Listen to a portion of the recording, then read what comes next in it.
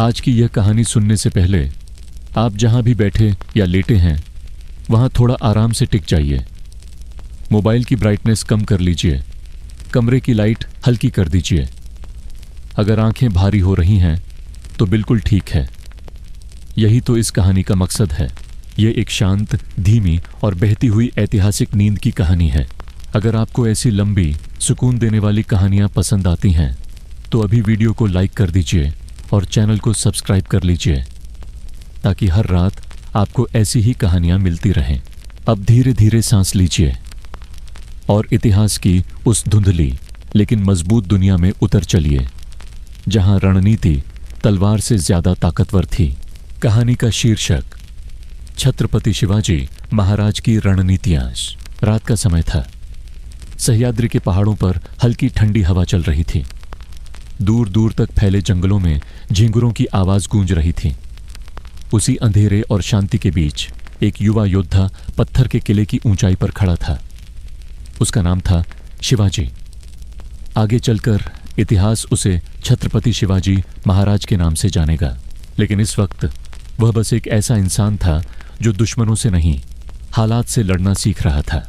शिवाजी को बचपन से ही एक बात अच्छे से समझा दी गई थी, सीधी लड़ाई हमेशा जीत नहीं दिलाती।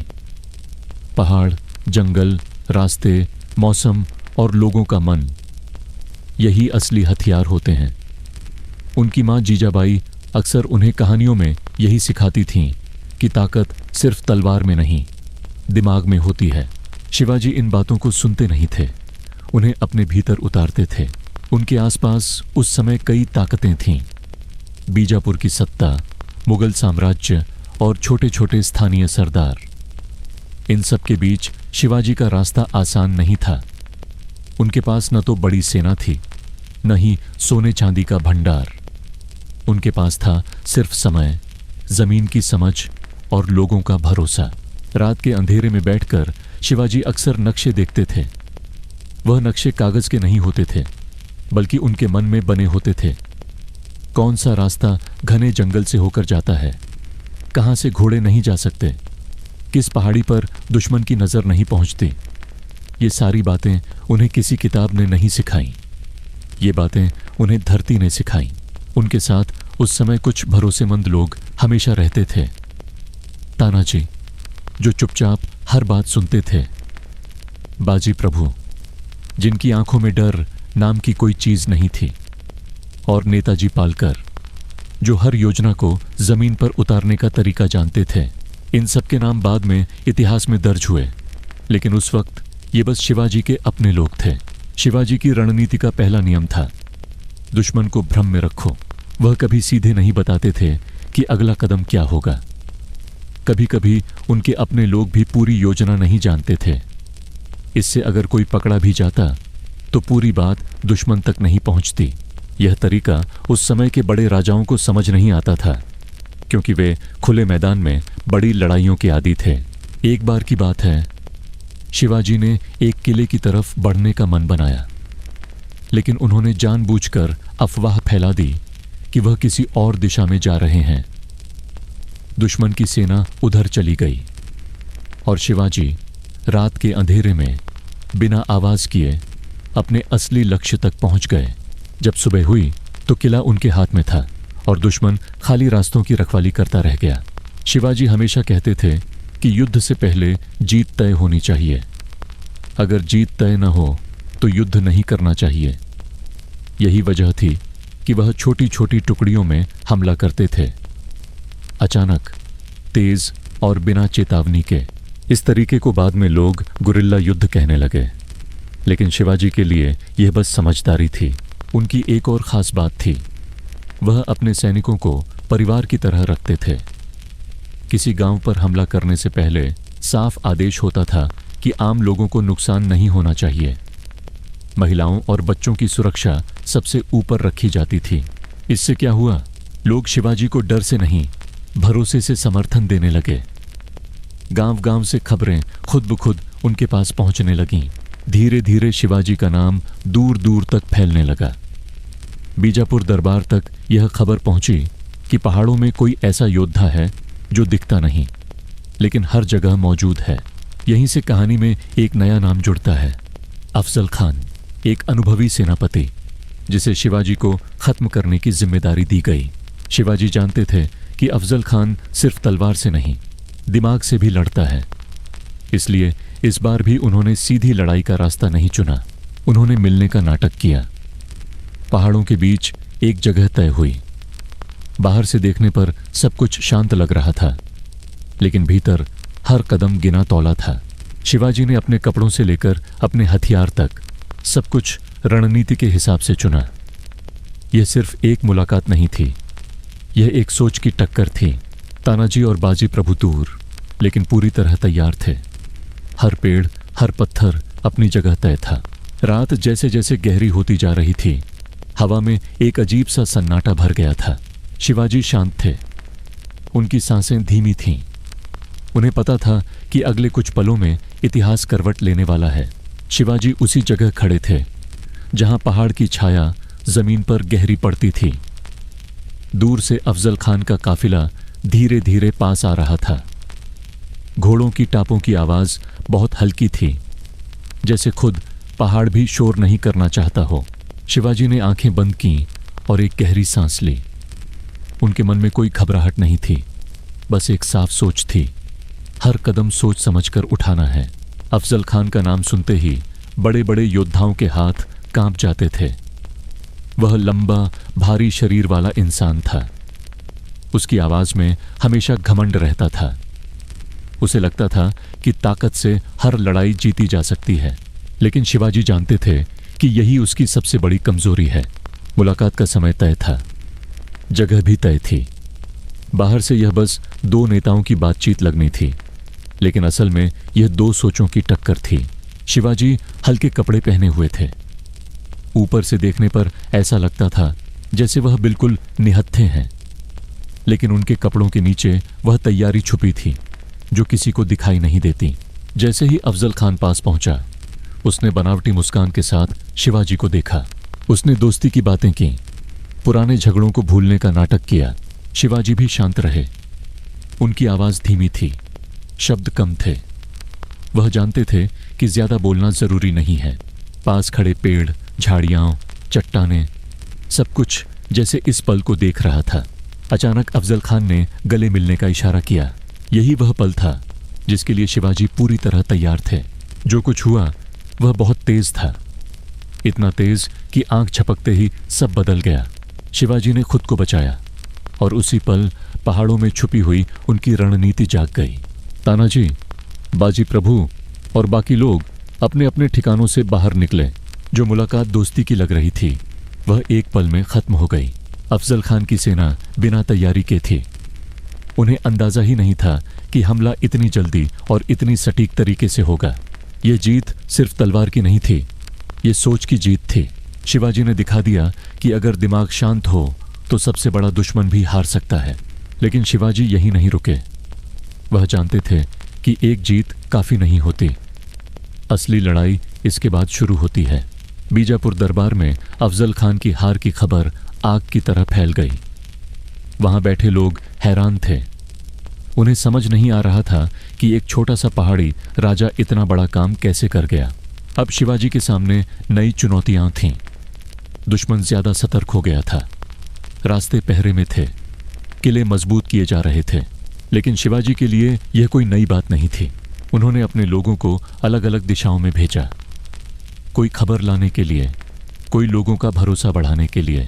शिवाजी का मानना था कि युद्ध सिर्फ मैदान में नहीं लड़ा जाता, वह दिलों में भी लड़ा जाता है। उन्होंने किलों को सिर्फ पत्थर की दीवार नहीं माना। हर किला उनके लिए एक जिंदा जगह था।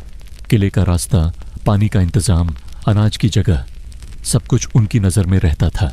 वह जानते थे कि लंबे समय तक टिकने के लिए ये बातें तलवार से ज्यादा जरूरी हैं। रात के समय शिवाजी अक्सर किले की दीवार पर टहलते थे। नीचे अंधेरा होता था, ऊपर आसमान में तारे। वह सोचते थे कि हर तारे की तरह हर इंसान की भी एक जगह होती है। अगर हर कोई अपनी जगह समझ ले तो कोई भी ताकत उसे हिला नहीं सकती। इसी दौरान मुगल दरबार तक भी शिवाजी का नाम पहुंच चुका था। दिल्ली में बैठे लोग अब इस पहाड़ी योद्धा को नजरअंदाज नहीं कर सकते थे, और यहीं से कहानी में एक और बड़ी ताकत धीरे धीरे शामिल होने लगी। शिवाजी को यह बात अच्छे से समझ आ गई थी कि आगे की लड़ाइयां और भी मुश्किल होंगी। अब दुश्मन सिर्फ पास का नहीं, बहुत दूर का भी था। लेकिन शिवाजी की रणनीति का एक नियम हमेशा एक जैसा रहा, जल्दबाजी नहीं। उन्होंने अपने इलाके को और मजबूत किया, नए किले बनाए, पुराने रास्तों को बेहतर समझा। हर पेड़, हर मोड़, हर घाटी उनकी योजना का हिस्सा बन गई। बाजी प्रभु अक्सर उनसे पूछते थे, महाराज अगर कभी दुश्मन बहुत बड़ा हो गया तो? शिवाजी हल्की मुस्कान के साथ कहते, तो हम रास्ते और छोटे कर देंगे। उनकी यही सोच उन्हें अलग बनाती थी। वह बड़ी सेना से नहीं डरते थे, क्योंकि उन्हें पता था कि बड़ी सेना को चलाना मुश्किल होता है। जहां बड़ी सेना फंसती है वहीं छोटी और तेज टुकड़ी निकल जाती है। धीरे धीरे शिवाजी का राज्य बढ़ने लगा। लोग खुद आकर उनसे जुड़ने लगे। किसान, चरवाहे, व्यापारी, सबको लगता था कि यह राजा उनकी बात समझता है।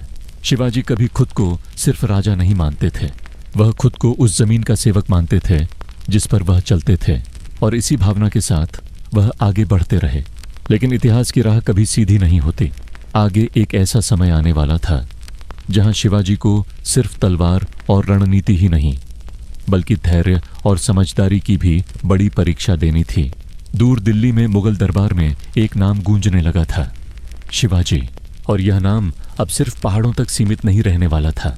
इसी मोड़ पर, जहां कहानी एक नई दिशा लेने वाली है, जहां चुनौतियां और बड़ी होने वाली हैं, यहीं ये हिस्सा धीरे से थम जाता है। शिवाजी की जिंदगी अब एक नए मोड़ पर आ चुकी थी। पहाड़ों की खामोशी में पली उनकी रणनीति अब दूर दूर तक सुनी जाने लगी थी। सह्याद्री की घाटियां, जो पहले सिर्फ हवा और पक्षियों की आवाज जानती थीं, अब शिवाजी के नाम की गूंज पहचानने लगी थीं। लेकिन जितनी ऊंची आवाज जाती है उतनी ही दूर तक टकराकर लौटती भी है। दिल्ली में बैठे मुगल दरबार में अब शिवाजी को हल्के में लेने की कोई गुंजाइश नहीं बची थी। वहां की दीवारों पर टंगी तलवारें और कालीनों पर बैठे दरबारी अब पहाड़ों के उस राजा की बातें करने लगे थे जो बिना बड़ी सेना के बड़ी बड़ी ताकतों को थका रहा था।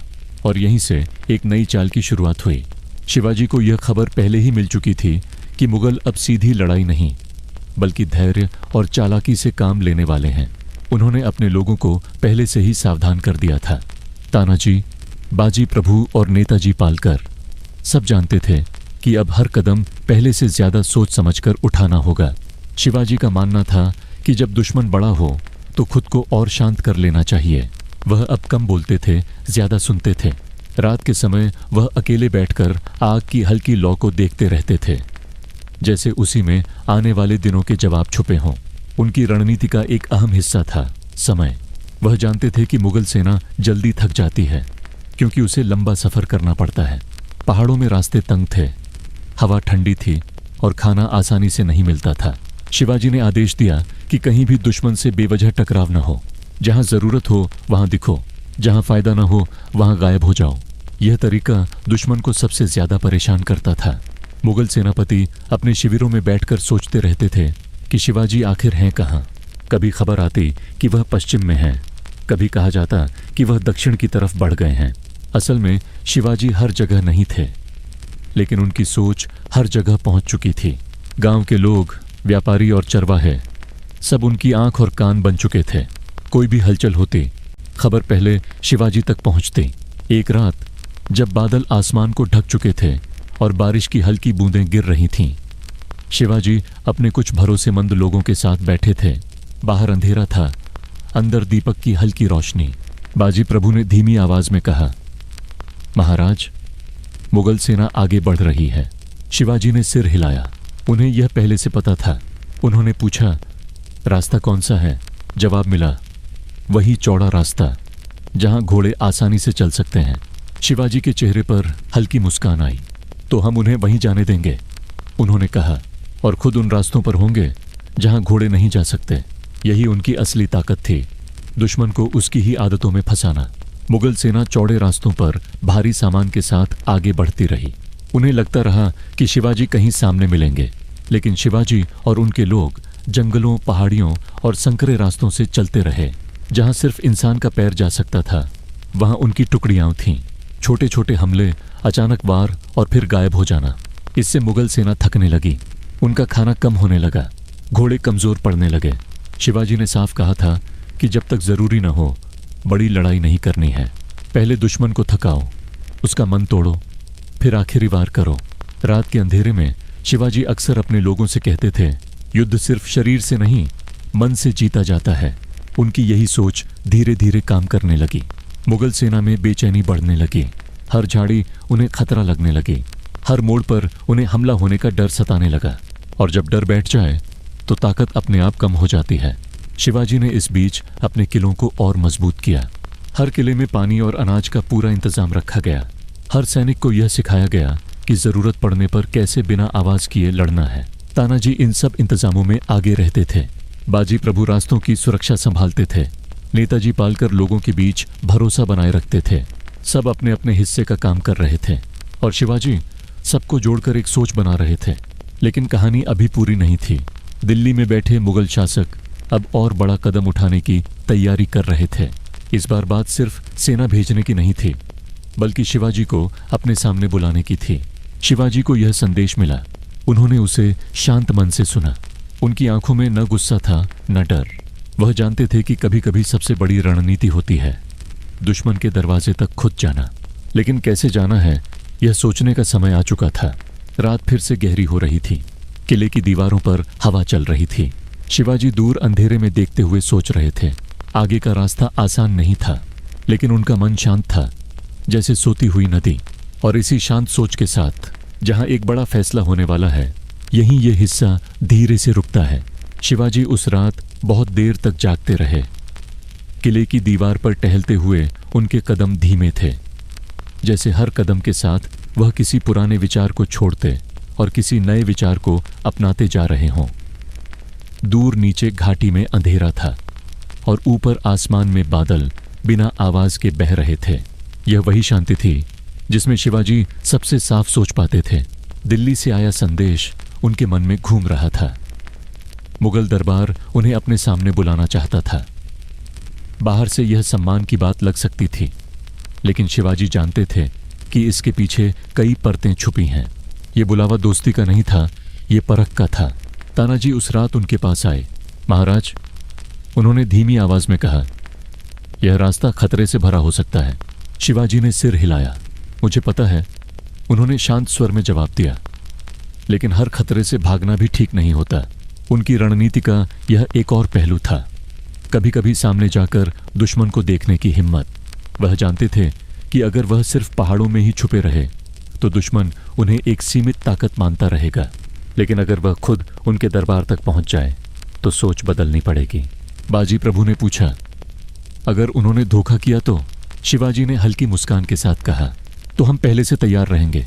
तैयारी, यही शब्द शिवाजी की हर योजना की जड़ था। दिल्ली जाने का फैसला अचानक नहीं था। उन्होंने पहले रास्तों की जानकारी जुटाई। कहाँ कौन सा शहर पड़ता है, कहाँ कौन सा आदमी भरोसेमंद है, हर बात पर ध्यान दिया गया। नेताजी पालकर ने लोगों से खबरें इकट्ठी की। किस रास्ते पर किसका राज है, कहाँ मुगल अफसर ज्यादा सख्त हैं और कहाँ डील दी जा सकती है। यह सब बिना शोर के, बिना दिखावे के किया गया। शिवाजी ने अपने साथ बहुत बड़ी टोली नहीं रखी। वह जानते थे कि बड़ी संख्या डर पैदा करती है। उन्होंने ऐसे लोगों को चुना जो शांत रह सकें, जल्दी समझ सकें और जरूरत पड़ने पर चुपचाप काम कर सकें। रास्ते में चलते हुए शिवाजी हर शहर और गांव को ध्यान से देखते थे। उन्हें समझना था कि आम लोग कैसे जी रहे हैं। कहीं डर था, कहीं थकान थी, कहीं उम्मीद की हल्की सी झलक भी दिख जाती थी। वह जानते थे कि कोई भी साम्राज्य सिर्फ तलवार से नहीं चलता, बल्कि लोगों की हालत से चलता है। जहां लोग टूट जाते हैं, वहां ताकत अपने आप कमजोर हो जाती है। दिल्ली के करीब पहुंचते पहुंचते माहौल बदलने लगा। सड़कों पर पहरा ज्यादा था, चेहरों पर सावधानी साफ दिखती थी। शिवाजी शांत थे। उनकी चाल में न घबराहट थी न जल्दबाजी, जैसे वह किसी अनजान जगह नहीं बल्कि किसी सोच समझी मंजिल की ओर बढ़ रहे हों। मुगल दरबार की ऊंची दीवारें दूर से ही दिखने लगीं। पत्थरों से बनी वो दीवारें ताकत का दिखावा करती थीं, लेकिन शिवाजी जानते थे कि असली ताकत दीवारों में नहीं, उन्हें बनाने वाले दिमाग में होती है। दरबार में पहुंचते ही उन्हें हर तरफ निगाहें महसूस हुईं। कोई उन्हें परख रहा था, कोई आंक रहा था। शब्द कम थे, इशारे ज्यादा। शिवाजी ने सब कुछ देखा, लेकिन कुछ भी चेहरे पर नहीं आने दिया। उनकी यही आदत कई लोगों को असहज कर देती थी। उन्हें समझ नहीं आता था कि यह आदमी सोच क्या रहा है। मुगल शासक से मुलाकात तय समय पर हुई। बातचीत बाहर से शांत लग रही थी, लेकिन भीतर हर शब्द तौला जा रहा था। शिवाजी ने न झुककर बात की, न अकड़ दिखाकर। वह बस अपनी जगह पर खड़े रहे। उन्होंने अपने इलाके, अपने लोगों और अपनी सोच की बात की, सीधे शब्दों में, बिना किसी चुनौती के। यही बात सामने बैठे लोगों को सबसे ज्यादा चौंका रही थी। उन्हें एक ऐसे इंसान की उम्मीद थी जो या तो डरा हुआ होगा या फिर गुस्से में होगा, लेकिन शिवाजी इन दोनों में से कुछ भी नहीं थे। दरबार से निकलते समय शिवाजी ने महसूस किया कि अब खेल बदल चुका है। अब वह सिर्फ पहाड़ों के राजा नहीं रहे, अब वह उस ताकत के सामने खड़े हो चुके थे जिसे दुनिया सबसे बड़ी ताकत मानती थी। लेकिन असली चुनौती अभी बाकी थी। दरबार की चमक के पीछे साजिशें भी थीं। हर मुस्कान के पीछे एक सवाल छुपा था। शिवाजी को अब और ज्यादा सतर्क रहना था। हर शब्द, हर कदम पर ध्यान देना था। रात को जहां उन्हें ठहराया गया था, वहां चारों तरफ सन्नाटा था। शिवाजी खिड़की से बाहर देखते रहे। दिल्ली की रात सह्याद्री की रात से अलग थी। यहां शांति में भी बेचैनी थी। उन्होंने अपने लोगों को पास बुलाया। धीमी आवाज में कहा, यहां तलवार से ज्यादा धैर्य की जरूरत है। सब समझ गए। अब लड़ाई मैदान में नहीं, माहौल में लड़ी जानी थी। और इसी माहौल में, जहां हर सांस के साथ खतरा भी था और मौका भी, यहीं ये हिस्सा धीरे से रुकता है। दिल्ली की वह रात लंबी थी। बाहर ऊंची दीवारों के पार पहरेदारों की हल्की हल्की चाल सुनाई दे रही थी। कभी किसी के जूते की आवाज, कभी भाले की हल्की खनक। शिवाजी उस कमरे में शांत बैठे थे, जैसे यह सब उनके लिए नया ही न हो। उनके लिए शांति बाहर नहीं, भीतर होती थी। उन्होंने अपनी आंखें बंद की। सह्याद्री की ठंडी हवा, जंगलों की खुशबू, किलों की ऊंचाई, सब कुछ उनके मन में धीरे धीरे लौट आया। यही यादें उन्हें मजबूत रखती थीं। तानाजी पास ही बैठे थे। बाजी प्रभु दीवार के सहारे खड़े थे। नेताजी पालकर दरवाजे के पास चुपचाप निगरानी कर रहे थे। शिवाजी ने धीमी आवाज में कहा, यहां हर कोई हमें देख रहा है, लेकिन कोई हमें समझ नहीं पा रहा। तानाजी ने सिर हिलाया। यही तो हमारी ताकत है महाराज। दिल्ली में रहकर शिवाजी ने एक बात और साफ देखी। यहां ताकत दिखाने का शौक बहुत था। लंबे लंबे गलियारे, ऊंचे सिंहासन, भारी कपड़े, लेकिन इन सब के बीच डर भी उतना ही गहरा था। हर दरबारी दूसरे से सावधान था। हर अफसर को अपनी कुर्सी बचाने की फिक्र थी। यही जगह थी जहां शिवाजी की रणनीति बिना तलवार के भी काम कर सकती थी। अगले दिन उन्हें फिर दरबार में बुलाया गया। इस बार सवाल थोड़े और गहरे थे। उनसे पूछा गया कि वे क्या चाहते हैं, किस तरफ खड़े हैं और भविष्य में उनका रास्ता क्या होगा। शिवाजी ने कोई जल्दबाजी नहीं की। उन्होंने हर सवाल का जवाब ऐसे दिया जैसे वह किसी बहती नदी को देख रहे हों, शांत, धीमा और साफ। उन्होंने कहा कि वह अपने लोगों की सुरक्षा चाहते हैं, अपने इलाके की शांति चाहते हैं और सबसे ज्यादा अपने फैसलों की आजादी चाहते हैं। यह बात सुनकर कई लोग चुप हो गए।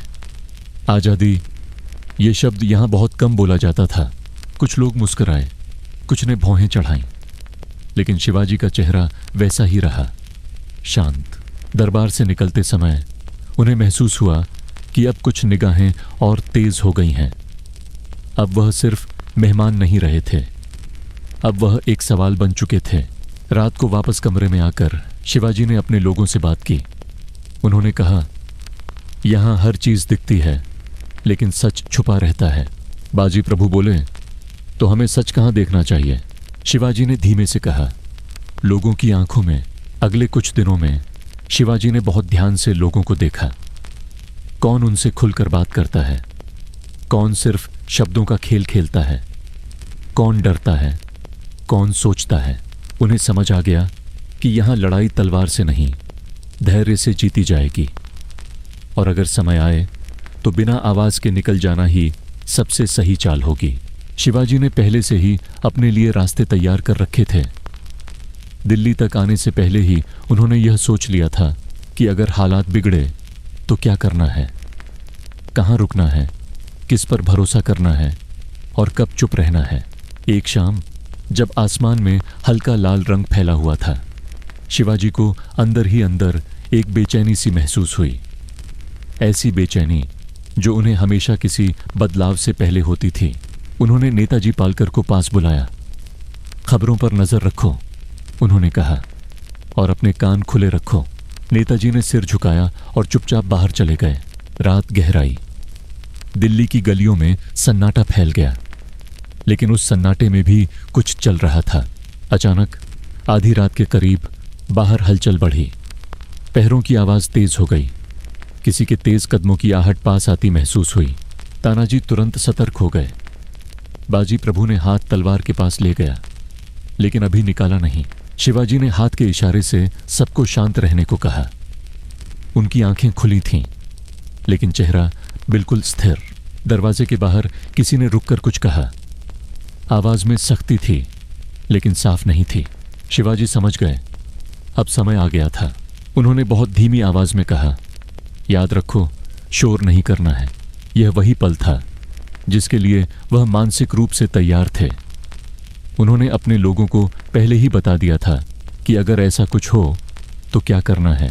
जो हुआ वह बहुत शांत तरीके से हुआ, बिना चीख, बिना भाग दौड़, बस सही समय पर उठाए गए कदम। शिवाजी और उनके लोग उस जगह से निकल पड़े जहां अब रुकना ठीक नहीं था। यह कोई भागना नहीं था, यह एक सोची समझी चाल थी। रात की आड़ में दिल्ली की गलियां पीछे छूटने लगीं। ऊंची दीवारें, चौड़े रास्ते, सब धीरे धीरे दूर होते गए। शिवाजी चलते हुए भी शांत थे, जैसे यह सब पहले से उनकी सोच में लिखा हुआ हो। शहर से बाहर निकलते ही उन्होंने गहरी सांस ली। हवा में थोड़ी आजादी की खुशबू थी। बाजी प्रभु ने धीमे से कहा, महाराज, हम निकल आए। शिवाजी ने सिर हिलाया। हाँ, उन्होंने कहा, और यही हमारी जीत है। यह जीत किसी मैदान में नहीं, किसी किले पर नहीं लिखी जाएगी। यह जीत उस समझ की थी जिसने उन्हें बिना टूटे बाहर निकाल लिया। आगे का रास्ता फिर पहाड़ों की तरफ जाता था। वही रास्ते, वही जंगल, वही खामोशी। लेकिन अब शिवाजी पहले जैसे नहीं थे। अब उन्होंने एक और बड़ी ताकत को करीब से देख लिया था, और उससे भी ज्यादा जरूरी, उसकी कमजोरियों को समझ लिया था। रात फिर से गहरी होने लगी। चलते चलते शिवाजी ने पीछे मुड़कर नहीं देखा। उन्हें पता था कि आगे अब भी बहुत कुछ बाकी है, और इसी मोड़ पर, जहां दिल्ली पीछे छूट चुकी है और पहाड़ फिर सामने हैं, यहीं यह हिस्सा धीरे से खत्म होता है। दिल्ली पीछे छूट चुकी थी, लेकिन उसकी परछाई शिवाजी के मन में अब भी चल रही थी। घोड़े की चाल धीमी थी, रास्ता ऊबड़ खाबड़ था, और चारों तरफ रात का फैलता हुआ सन्नाटा था। पेड़ों के पत्ते हवा में हल्के से हिल रहे थे, जैसे कुछ कहना चाहते हों, लेकिन आवाज न कर पा रहे हों। शिवाजी इस सन्नाटे को सुन रहे थे। उनके साथ चल रहे तानाजी, बाजी प्रभु और नेताजी पालकर भी चुप थे। किसी को बोलने की जरूरत नहीं थी। सब जानते थे कि दिल्ली की उस खामोश जीत ने उन्हें बहुत कुछ सिखा दिया है। बिना तलवार निकाले, बिना आवाज किए खुद को सुरक्षित निकाल लेना, यह भी एक बड़ी रणनीति थी। जैसे जैसे वे आगे बढ़ते गए, हवा में पहाड़ों की पहचान लौटने लगी। ठंडक बढ़ने लगी, रास्ते संकरे होने लगे। शिवाजी ने गहरी सांस ली। यह वही हवा थी जहां उनकी सोच सबसे साफ रहती थी। उन्होंने चलते चलते धीमे से कहा, दिल्ली में ताकत दिखती है, लेकिन भरोसा नहीं, और पहाड़ों में ताकत कम दिखती है, लेकिन भरोसा बहुत है। बाजी प्रभु ने सिर हिलाया। वह बात सबके मन में बैठ गई। सह्याद्री के पास पहुंचते ही शिवाजी ने अपने लोगों को अलग अलग जिम्मेदारियां दे दी। किसे कहाँ जाना है, किसे किस किले की खबर लेनी है, सब पहले से तय था। यह सफर खत्म नहीं हुआ था, बस रूप बदल चुका था। शिवाजी ने अब अपनी रणनीति में एक नई परत जोड़ दी थी, दूरी से लड़ाई। दिल्ली में रहकर उन्होंने समझ लिया था कि हर लड़ाई सामने आकर नहीं लड़ी जाती। कभी कभी दुश्मन को अपने ही बोझ से थकने देना ही सही रास्ता होता है। उन्होंने अपने किलों को इस तरह तैयार करना शुरू किया कि दुश्मन अंदर आ ही न पाए। रास्ते ऐसे बनाए गए जहां भारी सेना धीरे चलने को मजबूर हो। पानी और अनाज की व्यवस्था ऐसी रखी गई कि महीनों तक टिके रह सकें। तानाजी इन इंतजामों में लगे रहते थे। बाजी प्रभु रास्तों और घाटों की निगरानी संभालते थे। नेताजी पालकर लोगों के बीच घूमकर भरोसा बनाए रखते थे। शिवाजी खुद हर जगह नहीं जा सकते थे, लेकिन उनकी सोच हर जगह पहुंच रही थी। वह जानते थे कि एक राजा का शरीर एक जगह होता है, लेकिन उसकी समझ हर जगह होनी चाहिए। गांव-गांव में लोग अब खुलकर शिवाजी की बातें करने लगे थे। डर कम हो रहा था, भरोसा बढ़ रहा था। शिवाजी ने साफ कहा था कि किसी भी गांव से जबरदस्ती कुछ नहीं लिया जाएगा। जो भी जरूरत होगी सम्मान के साथ मांगी जाएगी। यही वजह थी कि लोग खुद आगे आकर मदद करने लगे। एक शाम किले के आंगन में बैठे हुए शिवाजी ने अपने लोगों से कहा, अगर लोग हमारे साथ हैं तो कोई ताकत हमें पूरी तरह हरा नहीं सकती। उनकी रणनीति अब सिर्फ युद्ध की नहीं रही थी, यह एक व्यवस्था बन चुकी थी। ऐसी व्यवस्था जिसमें हर इंसान खुद को सुरक्षित महसूस कर सके। लेकिन दुश्मन भी शांत नहीं था। दिल्ली में बैठे लोग अब शिवाजी को और गहराई से समझने की कोशिश कर रहे थे। उन्हें पता चल चुका था कि यह आदमी सिर्फ तलवार से नहीं, सोच से लड़ता है। इसलिए अब चालें और भी धीमी और भी गहरी होने वाली थीं। खुली लड़ाइयों की जगह अंदरूनी दबाव बढ़ाया जाने वाला था। कभी समझौते की बात, कभी धमकी की आहट। शिवाजी इन सबको ध्यान से सुनते थे। वह किसी बात पर तुरंत प्रतिक्रिया नहीं देते थे, पहले उसे अपने मन में घूमने देते थे। एक रात जब किले के बाहर बहुत सन्नाटा था, शिवाजी अकेले बैठे थे। दीपक की लौ हिल रही थी, छाया दीवार पर नाच रही थी। उन्होंने खुद से कहा, अगर मैं जल्दी करूंगा तो गलती करूंगा। यही धैर्य उनकी सबसे बड़ी ताकत था। वह जानते थे कि समय भी एक हथियार है और हर हथियार को सही वक्त पर ही इस्तेमाल करना चाहिए। धीरे धीरे शिवाजी की यह रणनीति रंग दिखाने लगी। दुश्मन की चालें उलझने लगीं। उनके फैसले भारी होने लगे। जहां वे दबाव डालना चाहते थे वहां खुद फंसने लगे, और जहां वे जीत की उम्मीद कर रहे थे वहां शांति बनी रही। शिवाजी ने अब अपने लोगों को यह भी सिखाना शुरू किया कि हर खबर पर भरोसा नहीं करना है। पहले देखो, फिर सोचो, फिर मानो। यह सीख उन्हें दिल्ली से मिली थी। अब शिवाजी सिर्फ एक योद्धा नहीं थे, वह एक सोच बन चुके थे। ऐसी सोच जो धीरे धीरे फैल रही थी। रातें फिर से शांत होने लगीं। किलों में दीपक जलते रहे। पहाड़ अपनी जगह स्थिर खड़े रहे। लेकिन इतिहास जानता है कि यह शांति हमेशा नहीं रहती। यह शांति किसी आने वाले तूफान से पहले की भी हो सकती है। शिवाजी यह बात समझते थे, इसलिए वह आराम नहीं कर रहे थे, बल्कि तैयार हो रहे थे। और इसी तैयारी के उस शांत पल पर, जहां सब कुछ थमा हुआ लगता है, यहीं यह हिस्सा धीरे से रुकता है। पहाड़ों की वह शांति बाहर से जितनी गहरी लगती थी, भीतर उतनी ही सतर्क थी। सह्याद्री की रातें अब भी ठंडी थीं, लेकिन हवा में एक अलग सा एहसास था, जैसे कुछ धीरे धीरे आकार ले रहा हो। शिवाजी इसे महसूस कर रहे थे। यह वही एहसास था जो किसी बड़े बदलाव से पहले आता है।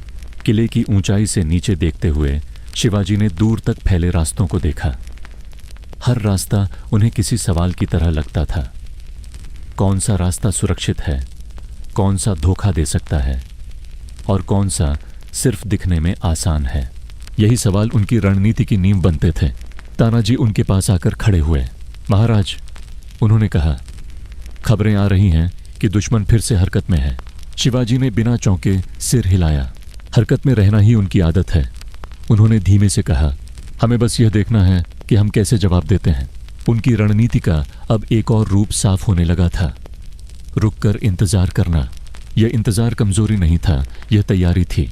दुश्मन को आगे बढ़ने देना और खुद पीछे से हालात को पकड़कर रखना। शिवाजी ने आदेश दिया कि किसी भी किले से बेवजह बाहर न निकला जाए।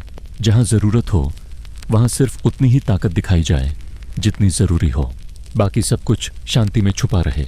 बाजी प्रभु रास्तों पर नजर बनाए हुए थे। घाटियों में हर हलचल की खबर आती थी। कभी कोई दूत, कभी कोई व्यापारी। सब कुछ ध्यान से सुना जाता था। शिवाजी को अब यह साफ समझ आ गया था कि दुश्मन उन्हें एक बड़ी लड़ाई में फंसाना चाहता है, खुले मैदान में, जहां संख्या और भारी हथियार काम आते हैं। लेकिन शिवाजी उस जाल में नहीं फंसने वाले थे। उन्होंने अपने लोगों से कहा, अगर दुश्मन हमें अपनी शर्तों पर लड़वाना चाहता है तो हमारी जीत वहीं खत्म हो जाएगी। इसलिए उन्होंने अपने इलाके को ही अपनी शर्त बना लिया। जहां पहाड़ ऊंचे थे, रास्ते तंग थे और मौसम अचानक बदल जाता था, यह सब उनके लिए हथियार बन चुके थे। एक दिन सुबह की हल्की धूप में शिवाजी किले के आंगन में बैठे थे। सैनिक अभ्यास कर रहे थे, लेकिन बिना शोर के। हर कदम नपातुला था। शिवाजी ने उन्हें देखते हुए कहा, ताकत का मतलब आवाज नहीं होता। असली ताकत तब दिखती है जब बिना आवाज के काम हो जाए। यह बात धीरे धीरे हर सैनिक के मन में उतरने लगी। अब वे सिर्फ लड़ना नहीं सीख रहे थे, बल्कि इंतजार करना भी सीख रहे थे। दुश्मन की तरफ से कभी संदेश आता, कभी धमकी, कभी दोस्ती की बात, कभी दबाव। शिवाजी हर संदेश को ध्यान से सुनते थे, लेकिन तुरंत जवाब नहीं देते थे। वह जानते थे कि चुप्पी भी एक जवाब होती है, और कई बार सबसे भारी जवाब। समय बीतता गया, मौसम बदले, कभी बारिश कभी धूप। दुश्मन की सेना आगे बढ़ी, फिर रुकी, फिर आगे बढ़ी, फिर उलझ गई। उन्हें समझ नहीं आ रहा था कि शिवाजी आखिर चाहते क्या हैं। असल में शिवाजी उन्हें वही महसूस करवा रहे थे जो वह खुद कभी नहीं महसूस करते थे, अनिश्चितता। जब दुश्मन को यह न पता हो कि अगला कदम क्या है, तो उसकी आधी ताकत वहीं खत्म हो जाती है। एक रात जब बारिश लगातार हो रही थी और बादल बहुत नीचे आ गए थे, शिवाजी ने अपने सबसे भरोसेमंद लोगों को बुलाया। तानाजी, बाजी प्रभु और नेताजी पालकर सब मौजूद थे। शिवाजी ने कहा, अब समय आ रहा है जब हमें खुद आगे बढ़ना होगा, लेकिन पहले की तरह नहीं। उन्होंने समझाया कि यह हमला बड़ा नहीं होगा, यह सीधा नहीं होगा, यह ऐसा होगा जिसे दुश्मन समझने में ही थक जाएगा। छोटी छोटी टुकड़ियां, अलग अलग समय पर, अलग अलग दिशाओं से, कहीं बस दिखना, कहीं बस आवाज देना और कहीं बिल्कुल चुप रहना। यह रणनीति सुनकर सब समझ गए कि यह कोई साधारण योजना नहीं है, यह दुश्मन के मन से खेलने की तैयारी थी। शिवाजी ने साफ कहा, हमें जीत तुरंत नहीं चाहिए, हमें दुश्मन का भरोसा तोड़ना है। और यही हुआ। जहां दुश्मन को उम्मीद थी कि बड़ा हमला होगा, वहां सिर्फ सन्नाटा मिला। जहां उन्हें शांति की उम्मीद थी, वहां हल्की सी हलचल हुई। इससे उनकी सोच बिखरने लगी, उनकी योजनाएं उलझने लगीं। शिवाजी दूर से यह सब देखते रहे। वह खुद कहीं दिखाई नहीं दिए, लेकिन उनकी मौजूदगी हर जगह महसूस हो रही थी। लोगों में फिर से भरोसा बढ़ने लगा। गांव सुरक्षित महसूस करने लगे, किले मजबूत खड़े रहे। शिवाजी जानते थे कि यह द्वार बहुत अहम है। यह वह समय है जहां जल्दी करने से सब बिगड़ सकता है और सही वक्त का इंतजार करने से सब बदल सकता है। रात को अकेले बैठे हुए उन्होंने आसमान की तरफ देखा। तारे बादलों के पीछे छुपे थे, लेकिन उन्हें पता था कि वे वहां हैं। उन्होंने धीमे से कहा, हर चीज तुरंत दिखाई नहीं देती, कुछ चीजें बस महसूस की जाती हैं। और इसी महसूस करने वाली शांति में, जहां रणनीति धीरे धीरे आकार ले रही है, यहीं ये हिस्सा धीरे से थम जाता है। रात अब पहले से ज्यादा शांत लग रही थी। सह्याद्री के पहाड़ जैसे सांस रोककर खड़े थे। हवा बहुत धीमी चल रही थी और किले की दीवारों पर जलते दीपक की लौ बिना कांपे स्थिर जल रही थी। यह वही शांति थी जिसमें शिवाजी सबसे बड़ा फैसला लेने वाले थे। शिवाजी पत्थर की सीढ़ियों पर बैठे थे। आंखें आधी बंद थीं, लेकिन दिमाग पूरी तरह जाग रहा था। उन्हें किसी जल्दी की जरूरत नहीं थी, उन्हें बस सही पल की पहचान करनी थी। तानाजी पास आकर रुके। महाराज, उन्होंने बहुत धीमे स्वर में कहा, दुश्मन को लग रहा है कि हम थक गए हैं। शिवाजी के चेहरे पर हल्की मुस्कान आई। तो फिर हम सही रास्ते पर हैं, उन्होंने कहा। यही तो वह एहसास था जिसका शिवाजी इंतजार कर रहे थे। जब दुश्मन यह मान ले कि सामने वाला अब कुछ नहीं करेगा, तभी सबसे बड़ा असर होता है।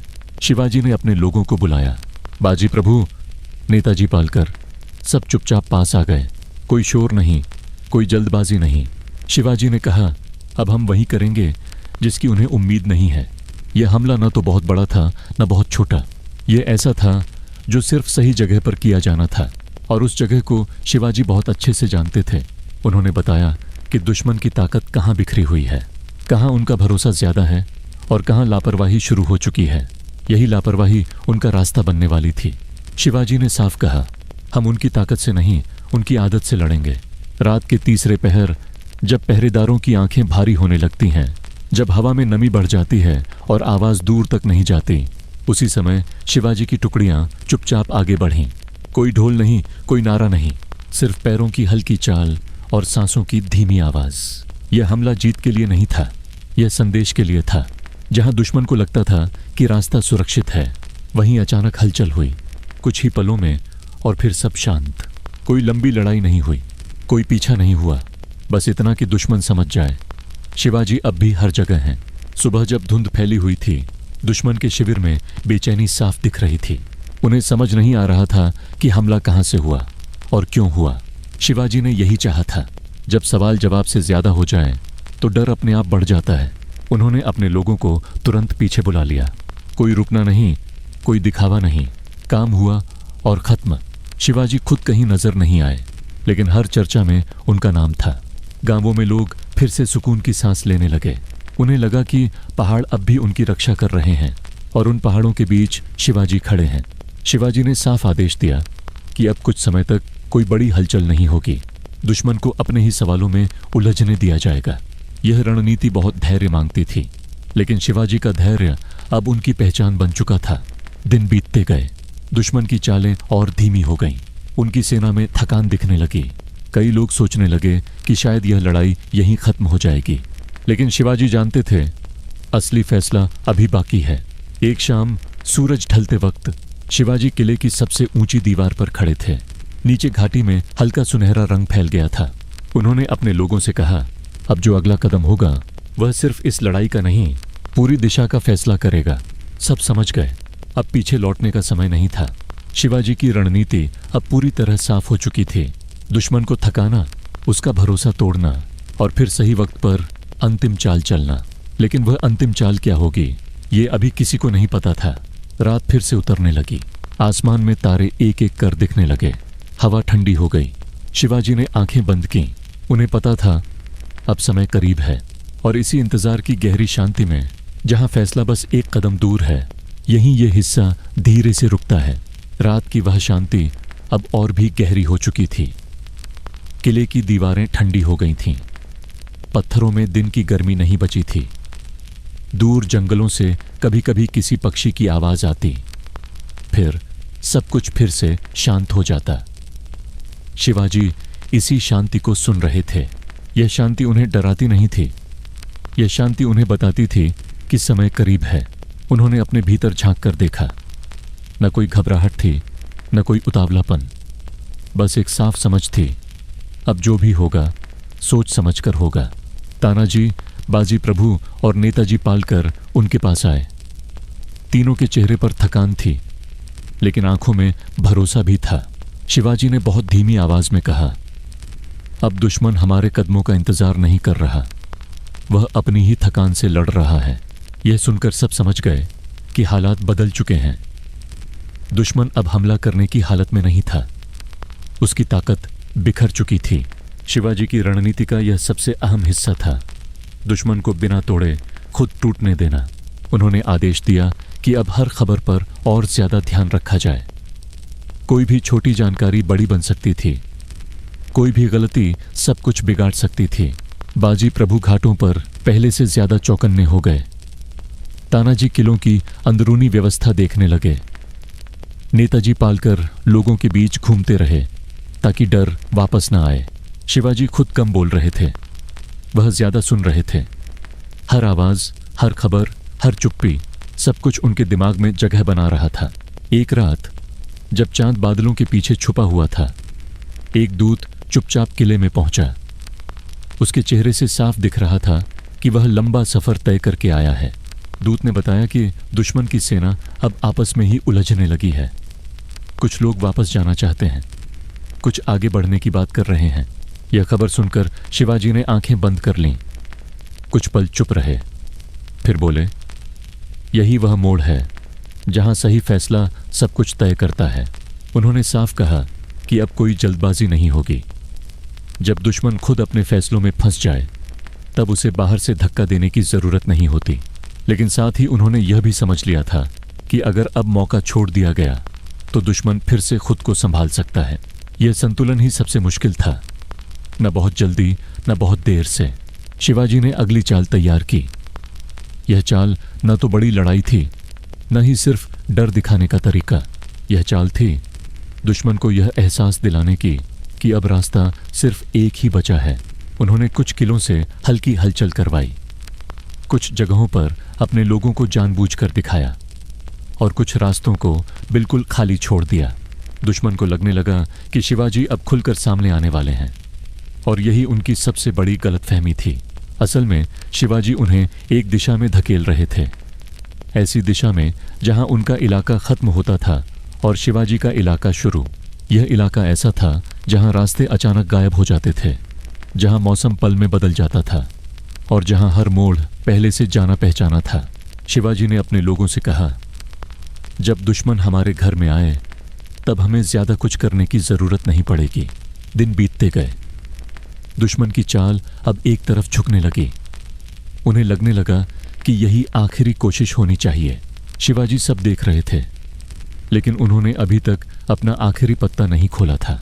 एक शाम जब आसमान में हल्की लालिमा थी, शिवाजी अकेले बैठे थे। दीपक की लौ बहुत धीमी जल रही थी। उन्होंने खुद से कहा, रणनीति तब पूरी होती है जब दुश्मन यह माने कि जो हो रहा है वही उसकी अपनी पसंद है। और अब दुश्मन यही मानने लगा था। तानाजी ने आकर कहा, महाराज, वे आगे बढ़ रहे हैं। शिवाजी ने सिर हिलाया। जाने दो, उन्होंने कहा, जहां हम चाहते हैं वहीं पहुंच रहे हैं। यह सुनकर तानाजी समझ गए कि अब अंत ज्यादा दूर नहीं है। किले में हलचल कम कर दी गई, आवाजें और धीमी कर दी गईं। सब कुछ जैसे थम सा गया, लेकिन यह थमना तूफान से पहले की शांति थी। शिवाजी ने आखिरी बार अपने लोगों को देखा। उनकी आंखों में भरोसा था, और वही भरोसा उनकी सबसे बड़ी ताकत था। रात फिर से उतरने लगी, हवा में ठंडक बढ़ गई, आसमान साफ हो गया। शिवाजी ने गहरी सांस ली। अब समय बहुत करीब था, और इसी बहुत करीब आते फैसले के पल पर, जहां कहानी अपने आखिरी मोड़ की तरफ बढ़ रही है, यहीं ये हिस्सा धीरे से रुकता है। रात अब बिल्कुल स्थिर हो चुकी थी। सह्याद्री के पहाड़ जैसे सदियों से खड़े होकर इस पल का इंतजार कर रहे हों। हवा में हल्की ठंड थी, लेकिन वह चुभती नहीं थी। वह बस मौजूद थी, ठीक वैसे ही जैसे शिवाजी की सोच, शांत, गहरी और अडिग। दूर घाटी में दुश्मन की हलचल अब साफ महसूस की जा सकती थी। उन्हें लग रहा था कि वे सही दिशा में बढ़ रहे हैं। उन्हें लग रहा था कि यह उनका आखिरी और सबसे मजबूत कदम है।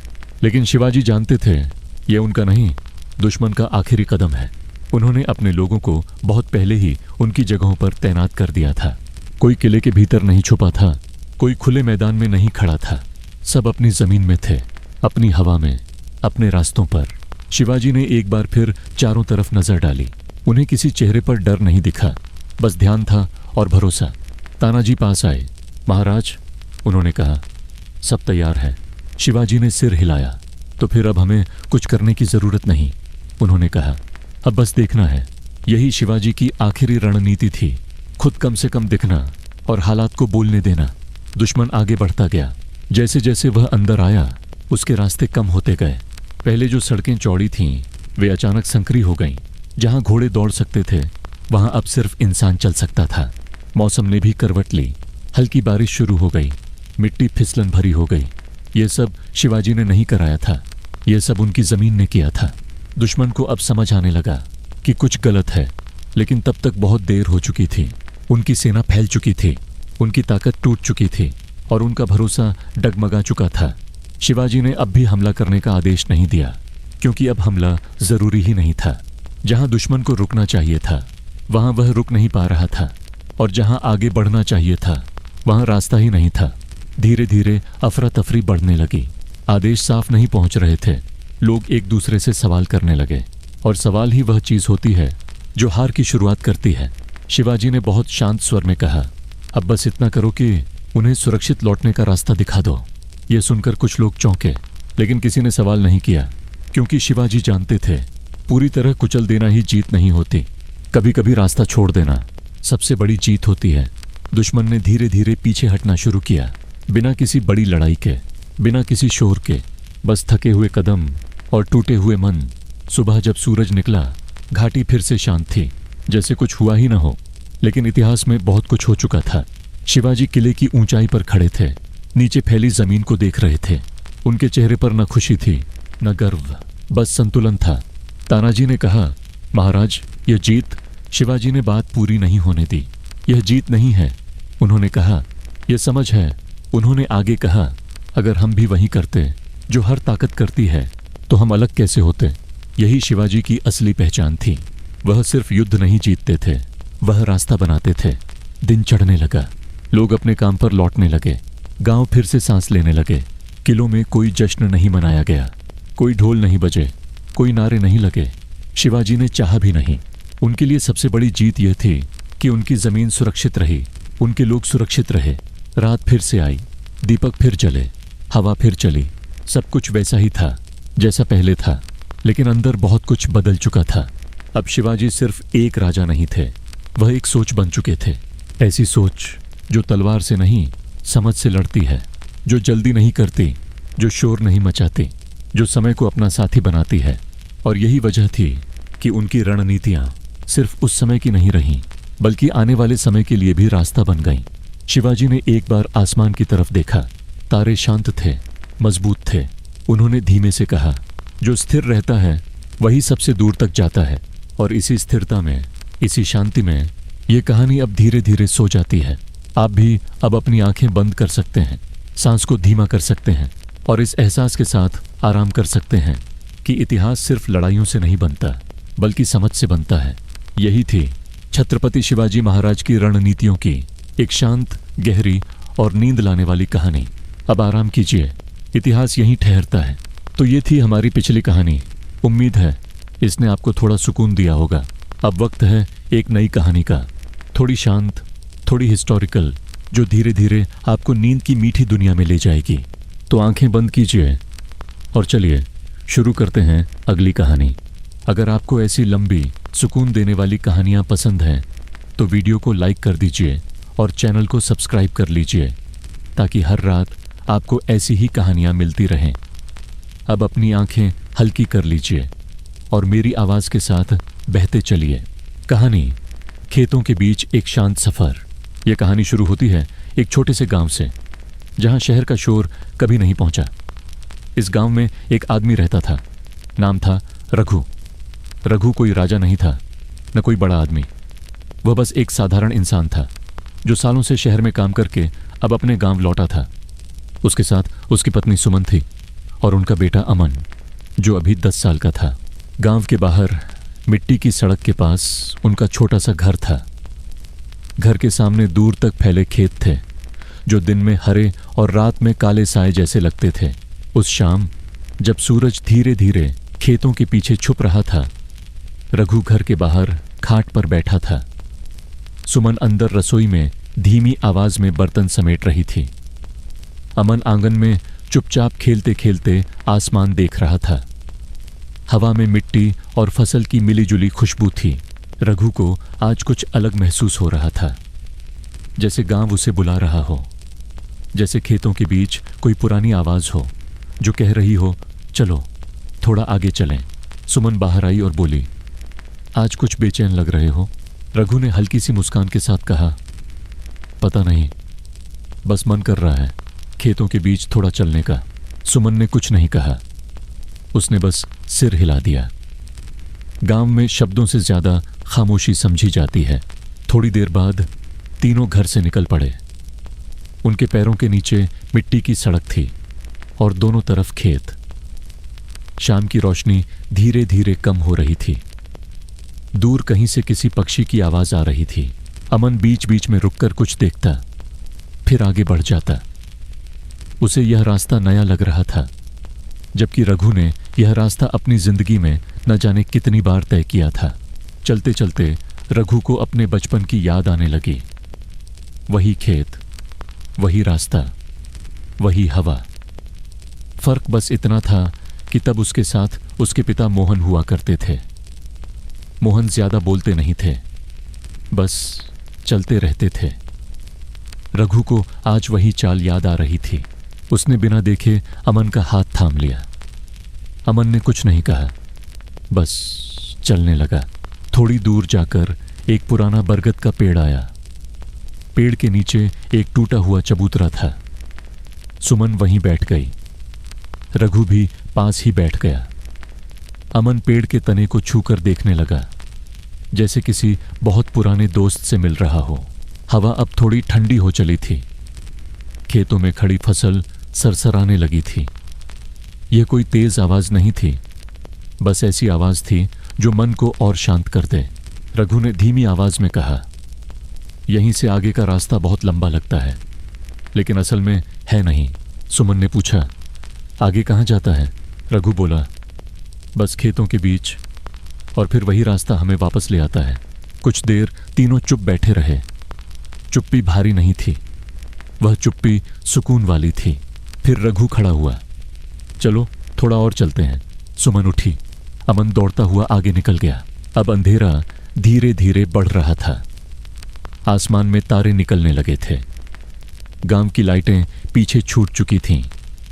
सिर्फ चांद की हल्की रोशनी रास्ता दिखा रही थी। रघु को लगा जैसे समय धीमा हो गया हो।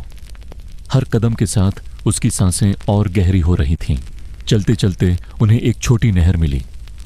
पानी बहुत शांत था। उसमें चांद का अक्स साफ दिख रहा था। अमन ने पूछा, पापा, पानी इतना चुप क्यों है? रघु ने कहा, क्योंकि रात में हर चीज आराम करती है। अमन ने सिर हिलाया, जैसे बात समझ गया हो। सुमन नहर के पास खड़ी होकर पानी को देखने लगी। उसे लगा जैसे पानी भी कहानी सुन रहा हो। एक ऐसी कहानी जो शब्दों में नहीं, बस महसूस की जा सकती है। रघु ने आसपास देखा। खेत, नहर, रात, सब कुछ एक ही रंग में घुला हुआ था। कुछ देर बाद वे फिर चल पड़े।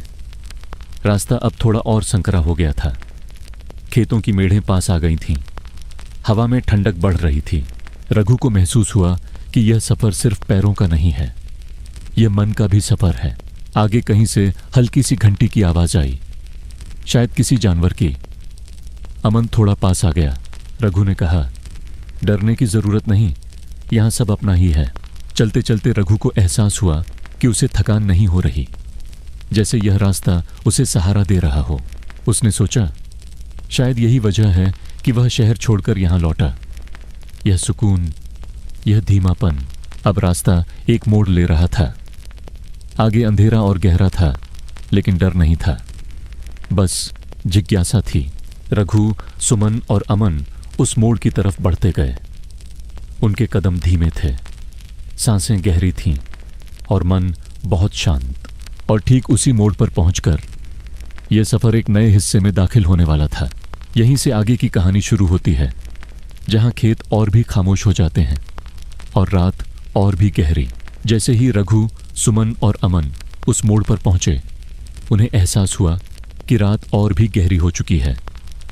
चांद अब पेड़ों की शाखाओं के पीछे छिपा गया था और सिर्फ उसकी हल्की रोशनी मिट्टी के रास्ते पर पड़ रही थी। हवा अब ठंडी और धीमी थी और खेतों की सरसराहट किसी धीमे गीत की तरह कानों में पड़ रही थी। रघु ने धीमी आवाज में कहा, देखो अमन, रात में खेत भी बोलते हैं, बस सुनना आता होना चाहिए। अमन ने सिर हिलाया। उसकी छोटी सी आंखों में उत्सुकता और थोड़ी डर की झलक थी। सुमन ने उनके हाथों को थाम लिया। हम साथ हैं, कोई डर नहीं, उसने कहा। उसकी आवाज में प्यार और सुरक्षा की गूंज थी। अब उनका रास्ता खेतों के बीच के एक संकरी नाली की ओर मुड़ गया। मिट्टी पर रात की ओस जमा हो रही थी। हर कदम पर हल्की नमी पैरों तक पहुंच रही थी। रघु को महसूस हुआ कि यह रात उसे कुछ और ही महसूस करा रही है, जैसे समय अपने आप धीमा हो गया हो। माँ, पापा, क्या यहाँ कोई और भी आता है?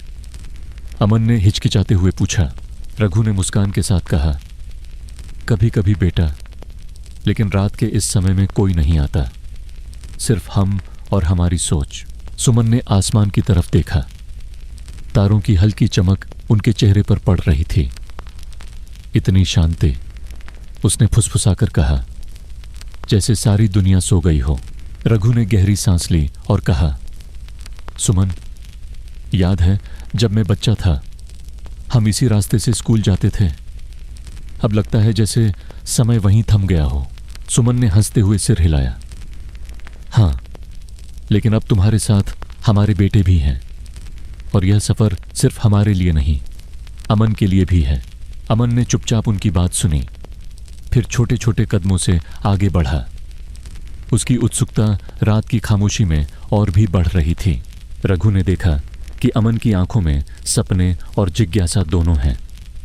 उसने सोचा, शायद यही वजह है कि वह इस सफर पर उन्हें लेकर आया। यह सिर्फ चलने का नहीं, बल्कि महसूस करने का सफर था। कुछ दूर आगे उन्हें एक पुराना लकड़ी का पुल दिखाई दिया जो नहर के ऊपर बना था। पानी नीचे धीरे धीरे बह रहा था। पुल पर कदम रखते ही हल्की चरमराहट हुई, जैसे वह उन्हें अपना स्वागत कर रहा हो। रघु ने अमन को पुल पर खड़ा किया और कहा, बेटा देखो पानी कितना शांत है। रात में हर चीज अपनी कहानी कहती है। यह नहर भी तुम्हें कुछ बता रही है। अमन ने पानी की ओर देखा और फुसफुसाया, पापा पानी में चांद क्यों दिख रहा है? रघु ने धीमी मुस्कान के साथ कहा, क्योंकि रात में हर चीज अपना प्रतिबिंब दिखाती है, जैसे हमारी यादें, हमारे ख्याल। सुमन ने पुल के किनारे खड़े होकर कहा, यह जगह सच में जादुई है। मैं चाहती हूं कि हम इस पल को हमेशा याद रखें। रघु ने उसकी ओर देखा। उसकी आंखों में थकान के साथ सुकून भी था। याद रहेगा सुमन, यह सफर हमेशा हमारे दिल में रहेगा। जैसे ही वे पुल पार कर गए, रास्ता फिर खेतों के बीच की संकरी राह में बदल गया। अब खेतों के किनारे लंबे घास के गुच्छे थे जो हल्की हवा में झूम रहे थे। हवा में अब थोड़ी ठंडक और बढ़ गई थी। रघु ने महसूस किया कि यह सफर अब किसी तरह की परीक्षा की तरह लग रहा है। पापा हम अभी तक कहाँ जा रहे हैं? अमन ने थोड़ी चिंता के साथ पूछा। रघु ने धीमी आवाज में कहा, हम बस आगे बढ़ रहे हैं। रात हमें जो दिखाएगी वही हमारे सामने होगा। सुमन ने उनका हाथ थाम लिया। और हम तीनों साथ हैं, यही सबसे बड़ी बात है। अब रात और भी शांत हो गई थी। दूर कहीं उल्लू की आवाज आई और खेतों में हल्की छाया चल रही थी। रघु ने महसूस किया कि रात अपने आप में एक कहानी है और वे सब उसकी कहानी का हिस्सा बन गए हैं। अमन ने अपने छोटे हाथों से सुमन और रघु का हाथ पकड़ा और धीरे धीरे आगे बढ़ा। रघु ने देखा कि इस सफर में उनके कदमों की आवाज मिट्टी पर धीरे धीरे घुल रही है, जैसे कदमों के साथ उनकी सोच भी खेतों में फैल रही हो। सुनो बेटा, रघु ने कहा, हर कदम का अपना मतलब होता है। रात में चलना सिर्फ पैरों का नहीं बल्कि दिल और सोच का भी सफर है। सुमन ने धीरे से कहा, यह रात हमें बहुत कुछ सिखा रही है, धैर्य, शांति और एक दूसरे का साथ। अमन ने सिर हिलाया। उसकी छोटी सी मुस्कान में समझदारी झलक रही थी। अब वे खेतों के बीच एक छोटी झोपड़ी के पास पहुंचे। झोपड़ी में हल्की रोशनी जल रही थी। यह शायद किसी किसान की रात की तैयारी थी। रघु ने धीरे धीरे कहा, चलो थोड़ा और पास चलते हैं। यह रात और भी रहस्य अपने भीतर छुपाए हुए है। वे झोपड़ी के पास से गुजरे और खेतों की मेढ़ें अब उनके चारों तरफ घेर रही थीं। हवा की सरसराहट अब कुछ और गहरी हो गई थी। रघु ने महसूस किया कि जैसे यह सफर अब सिर्फ बाहर की दुनिया का नहीं बल्कि अंदर की दुनिया का भी सफर बन चुका है। और उसी खामोशी में जब उन्होंने खेतों के बीच के उस संकरे रास्ते को पार किया, रघु ने देखा कि कुछ और दृश्य उनके सामने खुलने वाले हैं। रात अभी पूरी नहीं हुई थी और यह सफर अभी भी उन्हें अपनी ओर खींच रहा था। जैसे ही रघु, सुमन और अमन खेतों के संकरे रास्ते पर आगे बढ़े, उन्हें महसूस हुआ कि रात की खामोशी अब और भी गहरी हो चुकी है। चांद अभी भी पेड़ों की शाखाओं के पीछे छिपा था, लेकिन उसकी हल्की रोशनी रास्ते की मिट्टी पर पड़ रही थी। हवा में हल्की ठंडक थी और खेतों की सरसराहट अब किसी धीमे संगीत की तरह कानों में बज रही थी। अमन धीरे धीरे रघु के हाथ को मजबूत पकड़कर आगे बढ़ रहा था। रघु ने उसे सहलाते हुए कहा, बेटा देखो, रात में सब कुछ धीरे चलता है, पत्ते, हवा, हमारी सोच, सब। सुमन ने सिर हिलाया। और इसी धीमेपन में हमारी आत्मा भी आराम पाती है। कुछ कदमों के बाद वे एक पुराने कुएं के पास पहुंचे। कुएं का ढांचा टूटा हुआ था और उसके किनारे पर घास उगाई थी। रघु ने कहा, यह कुआं मुझे बचपन की याद दिलाता है। हम यहीं पानी पीते थे और अपनी कहानियां साझा करते थे। अमन ने उत्सुकता से पूछा, पापा क्या इसमें पानी है? रघु ने झुककर पानी देखा। हाँ, पानी अभी भी साफ था और उसमें चांद की हल्की परछाई झिलमिला रही थी। सुमन ने कुएं के पास खड़े होकर कहा, देखो ये कितना शांत है। पानी में सब कुछ दिख रहा है, हमारी यादें भी। रघु ने धीरे से हाँ में सिर हिलाया। यही तो खूबसूरती है रात की। सब कुछ धीमा, सब कुछ स्पष्ट। कुछ देर वे वहीं खड़े रहे। हवा में हल्की सरसराहट और कुएं के पानी की हल्की आवाज ने उनकी आत्मा को और शांत कर दिया। रघु ने महसूस किया कि यह पल सिर्फ उनके लिए नहीं, बल्कि अमन के लिए भी एक सीख है, शांति और धैर्य का महत्व। जैसे ही वे आगे बढ़े, रास्ता अब खेतों के बीच की एक छोटी डाली पर जाकर घुमाव लेने लगा। घास के गुच्छों के बीच चमकते जुगनुओं ने उन्हें स्वागत किया। अमन ने चिल्लाते हुए कहा, देखो पापा, जुगनू। रघु ने मुस्कान के साथ कहा, हाँ बेटा, ये रात के छोटे प्रकाश हैं। हमेशा याद रखना, अंधेरा चाहे कितना भी गहरा हो, हमेशा रोशनी होती है। सुमन ने अमन का हाथ थामते हुए कहा, यह सफर सच में जादुई है। खेत, जुगनू, चांद, सब कुछ एक साथ हमारे साथ है। अमन ने सिर हिलाया। उसकी छोटी मुस्कान में उत्साह और शांति दोनों झलक रहे थे। थोड़ी देर बाद वे एक पुराने सुनसान पेड़ के पास पहुंचे। पेड़ की शाखाएं लंबी और घनी थीं और उसके नीचे मिट्टी पर छाया बन रही थी। रघु ने कहा, यह पेड़ मेरे पिता के पसंदीदा पेड़ था। हम अक्सर इसके नीचे बैठकर बातें करते थे। सुमन ने फुसफुसाकर कहा, रघु, लगता है जैसे यह पेड़ भी हमारी कहानियां सुन रहा है। अमन पेड़ के तने को छूकर बोला, पापा, यह पेड़ इतना बड़ा क्यों है? रघु ने मुस्कान के साथ कहा, बेटा, यह पेड़ भी धीरे धीरे बड़ा हुआ है। जीवन में सब कुछ धीरे धीरे ही बड़ा होता है और रात हमें यह सिखाती है। अब उनके कदम खेतों के बीच की ओर संकरी राह की तरफ बढ़ रहे थे। हवा में अब और ठंडक आ गई थी, लेकिन किसी तरह की बेचैनी नहीं थी। रघु ने महसूस किया कि रात का यह सफर सिर्फ पैरों का नहीं, बल्कि मन और आत्मा का भी सफर है। कुछ दूर आगे उन्हें एक छोटी झोपड़ी दिखाई दी। झोपड़ी में हल्की रोशनी जल रही थी और उसके बाहर कुछ पशु शांति से बैठे थे। रघु ने धीरे कहा, देखो बेटा, रात में हर जीव अपनी जगह पर शांत है। हमें भी अपनी जगह पर शांति रखनी चाहिए। अमन ने सिर हिलाया।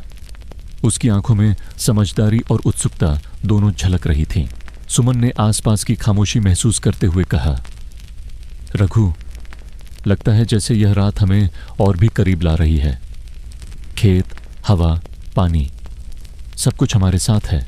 रघु ने धीमी आवाज में उत्तर दिया, सुमन, यही तो खूबसूरती है इस सफर की। हर कदम हमें खुद के और एक दूसरे के करीब ले आता है। अब उनका रास्ता एक छोटे ढलान की ओर बढ़ा। धीरे धीरे खेतों के किनारे की हल्की धूप की यादें और रात का ठंडा स्पर्श दोनों मिलकर एक अजीब सुकून पैदा कर रहे थे। रघु ने महसूस किया कि यह सफर अब सिर्फ बाहरी दुनिया का नहीं, बल्कि उनके अंदर की दुनिया का भी सफर बन चुका है। अमन ने हाथ में रघु का हाथ मजबूती से थाम लिया और बोला, पापा, क्या हम और आगे चलेंगे? रघु ने मुस्कान के साथ कहा, हाँ बेटा, अभी रात पूरी नहीं हुई। आगे की दुनिया और भी शांत है और हमें उसे महसूस करना है। सुमन ने दोनों का हाथ थामते हुए कहा, हम तीनों साथ हैं, यही सबसे बड़ी बात है। रघु ने सिर हिलाया और धीरे धीरे वे उस संकरे रास्ते से आगे बढ़ते गए। खेतों की मेढ़ें उनके चारों तरफ खामोशी में घुल रही थीं और उसी खामोशी में जब उन्होंने ढलान पार किया, रघु ने देखा कि आगे का दृश्य और भी रहस्यमय और शांतिपूर्ण बनने वाला है। रात अभी पूरी नहीं हुई थी और यह सफर अभी भी उन्हें अपनी ओर खींच रहा था। जैसे ही रघु, सुमन और अमन उस ढलान पार कर रहे थे, उन्हें महसूस हुआ कि रात अब और भी गहरी हो चुकी है। चांद अभी भी पेड़ों की शाखाओं के पीछे छिपा हुआ था, लेकिन उसकी हल्की रोशनी खेतों की ओस भरी मिट्टी पर पड़ रही थी। हवा में ठंडक धीरे धीरे बढ़ रही थी और खेतों की सरसराहट अब किसी धीमे गीत की तरह कानों में बज रही थी। अमन रघु का हाथ थामे धीरे धीरे आगे बढ़ रहा था। रघु ने उसे सहलाते हुए कहा, बेटा, देखो, रात में सब कुछ धीरे चलता है। पत्ते, हवा, हमारी सोच, सब, सुमन ने मुस्कुराते हुए कहा। और इसी धीमेपन में हमारी आत्मा भी आराम पाती है। रास्ते में उन्होंने देखा कि खेतों के बीच छोटे छोटे फूल खिल रहे थे, जो रात की ठंडी हवा में धीरे धीरे झूम रहे थे।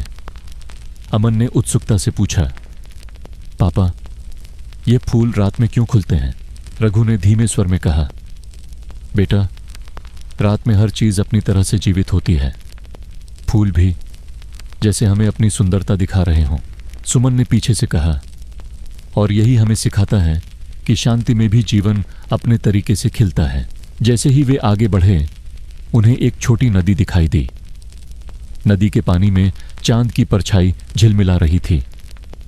रघु ने अमन को नदी के पास खड़ा किया और कहा, देखो बेटा, पानी में सब कुछ स्पष्ट दिखता है।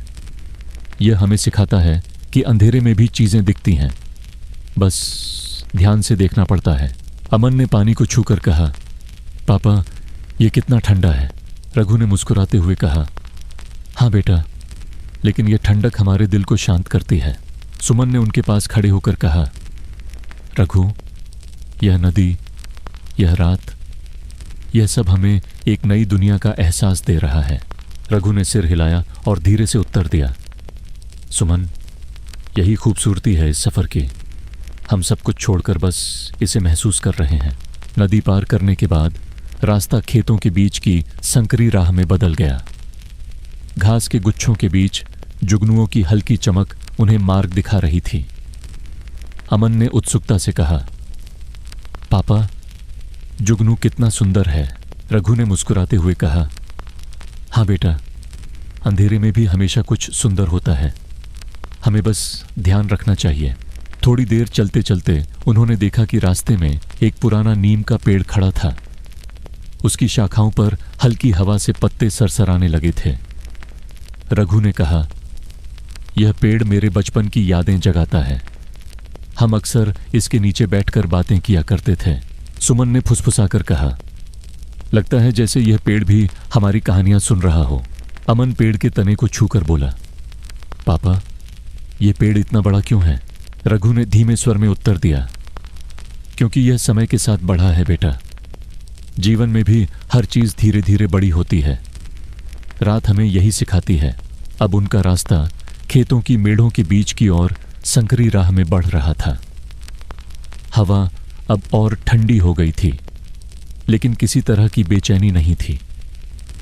रघु ने महसूस किया कि यह सफर अब सिर्फ बाहरी दुनिया का नहीं, बल्कि उनके अंदर की दुनिया का भी सफर बन चुका है। कुछ दूरी पर उन्होंने देखा कि खेतों के बीच एक पुराना कच्चा रास्ता अलग दिशा में मुड़ रहा था। रघु ने कहा, इस रास्ते पर चलते हैं, यहाँ कुछ और शांतिपूर्ण दृश्य हमारे सामने आएंगे। अमन ने उत्सुकता से कहा, चलो पापा, मुझे देखना है। सुमन ने उनके हाथ थामते हुए कहा, हम तीनों साथ हैं, यही सबसे बड़ी बात है। रघु ने सिर हिलाया और धीरे धीरे वे उस संकरे रास्ते की ओर बढ़ गए। खेतों की मेढ़ें उनके चारों तरफ खामोशी में घुल रही थीं। जैसे ही उन्होंने उस रास्ते पर कदम रखा, रघु ने महसूस किया कि आगे की दुनिया और भी रहस्यमय और शांतिपूर्ण बनने वाली है। रात अब भी पूरी नहीं हुई थी और यह सफर अभी भी उन्हें अपनी ओर खींच रहा था। जैसे ही रघु, सुमन और अमन उस कच्चे रास्ते पर बढ़े, उन्हें लगा कि रात अब और भी गहरी और शांत हो चुकी है। चांद अब पूरी तरह से छुप गया था, लेकिन तारों की हल्की चमक और खेतों की ओस भरी मिट्टी पर पड़ रही धुंधली रोशनी उन्हें मार्ग दिखा रही थी। हवा में अब ठंडी झोंके चल रहे थे और खेतों की सरसराहट अब किसी धीमे संगीत की तरह कानों में बज रही थी। अमन रघु का हाथ थामे आगे बढ़ रहा था। रघु ने धीरे से कहा, बेटा, रात में सब कुछ धीरे चलता है, हमारी सोच भी, हमारे कदम भी। सुमन ने मुस्कुराते हुए कहा, और इसी धीमेपन में हमारी आत्मा भी शांति पाती है। रास्ते में उन्होंने देखा कि खेतों के बीच छोटे छोटे फूल झूम रहे थे। अमन ने उत्सुकता से पूछा, पापा, ये फूल रात में क्यों खिलते हैं? रघु ने धीमे स्वर में कहा, बेटा, रात में हर चीज अपनी तरह से जीवित होती है, फूल भी अपनी सुंदरता दिखाते हैं। बस हमें ध्यान से देखना पड़ता है, सुमन ने पीछे से कहा। और यही हमें सिखाता है कि शांति में भी जीवन अपने तरीके से खिलता है। जैसे ही वे आगे बढ़े, उन्हें एक पुराना कुआं दिखाई दिया। कुएं का ढांचा टूटा हुआ था, लेकिन पानी अभी भी साफ था। रघु ने अमन को खड़ा किया और कहा, देखो बेटा, पानी में सब कुछ स्पष्ट दिखता है, अंधेरे में भी चीजें दिखाई देती हैं, बस ध्यान से देखना पड़ता है। अमन ने पानी को छूकर कहा, पापा, ये कितना ठंडा है। रघु ने मुस्कुराते हुए कहा, हाँ बेटा, लेकिन यह ठंडक हमारे दिल को शांत करती है। सुमन ने खड़े होकर कहा, रघु, यह रात और यह पानी हमें कुछ सिखा रहे हैं, धैर्य और शांति। रघु ने धीरे से सिर हिलाया। सुमन, यही खूबसूरती है इस सफर की, हम सिर्फ इसे महसूस कर रहे हैं। कुएं के पास कुछ देर रुकने के बाद उनका रास्ता फिर संकरी घास की मेड़ वाली राह में बदल गया। जुगनू की हल्की चमक उनके मार्ग का संकेत दे रही थी। अमन ने उत्साह से कहा, पापा, जुगनू कितने सुंदर हैं। रघु ने मुस्कान के साथ कहा, हाँ बेटा, अंधेरे में भी हमेशा कुछ सुंदर होता है, हमें बस उसे देखने की आदत डालनी चाहिए। कुछ दूर चलने पर वे एक पुराने नीम के पेड़ के पास पहुंचे। उसकी शाखाएं लंबी और घनी थीं और मिट्टी पर हल्की छाया डाल रही थीं। रघु ने कहा, यह पेड़ मेरे बचपन की यादें जगाता है, हम अक्सर इसके नीचे बैठकर बातें किया करते थे। सुमन ने फुसफुसाकर कहा, लगता है यह पेड़ भी हमारी कहानियां सुन रहा हो। अमन पेड़ के तने को छूकर बोला, पापा, यह पेड़ इतना बड़ा क्यों है। रघु ने धीमे स्वर में उत्तर दिया, क्योंकि यह समय के साथ बड़ा हुआ है बेटा, जीवन में भी सब कुछ धीरे धीरे बड़ा होता है। रात हमें यही सिखाती है। रास्ता अब खेतों की मेढ़ों के बीच और भी संकरा हो गया। हवा में ठंडक बढ़ रही थी, लेकिन किसी तरह की बेचैनी नहीं थी। रघु ने महसूस किया कि यह सफर अब सिर्फ बाहरी दुनिया का नहीं, बल्कि उनके अंदर की दुनिया का भी सफर बन चुका है। कुछ दूरी पर उन्हें खेतों के बीच एक छोटी झोपड़ी दिखाई दी। झोपड़ी में हल्की रोशनी जल रही थी। रघु ने कहा, देखो बेटा, रात में हर जीव अपनी जगह पर शांत है, हमें भी अपनी जगह पर शांति रखनी चाहिए। अमन ने सिर हिलाया। उसकी आंखों में समझदारी और उत्सुकता दोनों झलक रही थीं। सुमन ने धीरे कहा, रघु, लगता है जैसे यह रात हमें और भी करीब ला रही है। खेत, हवा, पानी, सब कुछ हमारे साथ है। रघु ने धीमी आवाज में उत्तर दिया, सुमन, यही खूबसूरती है इस सफर की। हर कदम हमें खुद के और एक दूसरे के करीब ले आता है। अब उनका रास्ता धीरे धीरे खेतों के बीच के ढलान की ओर बढ़ा। घास की हल्की सरसराहट, हवा की ठंडक और रात की खामोशी उनके दिल को और भी शांत कर रही थी। रघु ने महसूस किया कि यह सफर अब उनके लिए किसी तरह की मानसिक और आत्मिक यात्रा बन चुका है। अमन ने हाथ में रघु का हाथ मजबूती से थाम लिया और बोला, पापा, क्या हम और आगे चलेंगे।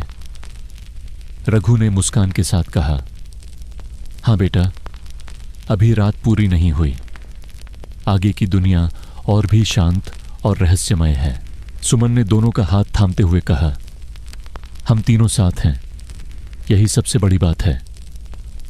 रघु ने सिर हिलाया और धीरे धीरे वे उस संकरे रास्ते से आगे बढ़ते गए। खेतों की मेढ़ें उनके चारों तरफ खामोशी में घुल रही थीं और उसी खामोशी में जब उन्होंने ढलान पार किया, रघु ने देखा कि आगे की दुनिया और भी रहस्यमय और शांतिपूर्ण बनने वाली है।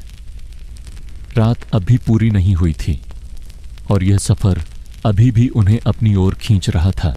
रघु, सुमन और अमन उस ढलान को पार करते हुए धीरे धीरे आगे बढ़ रहे थे।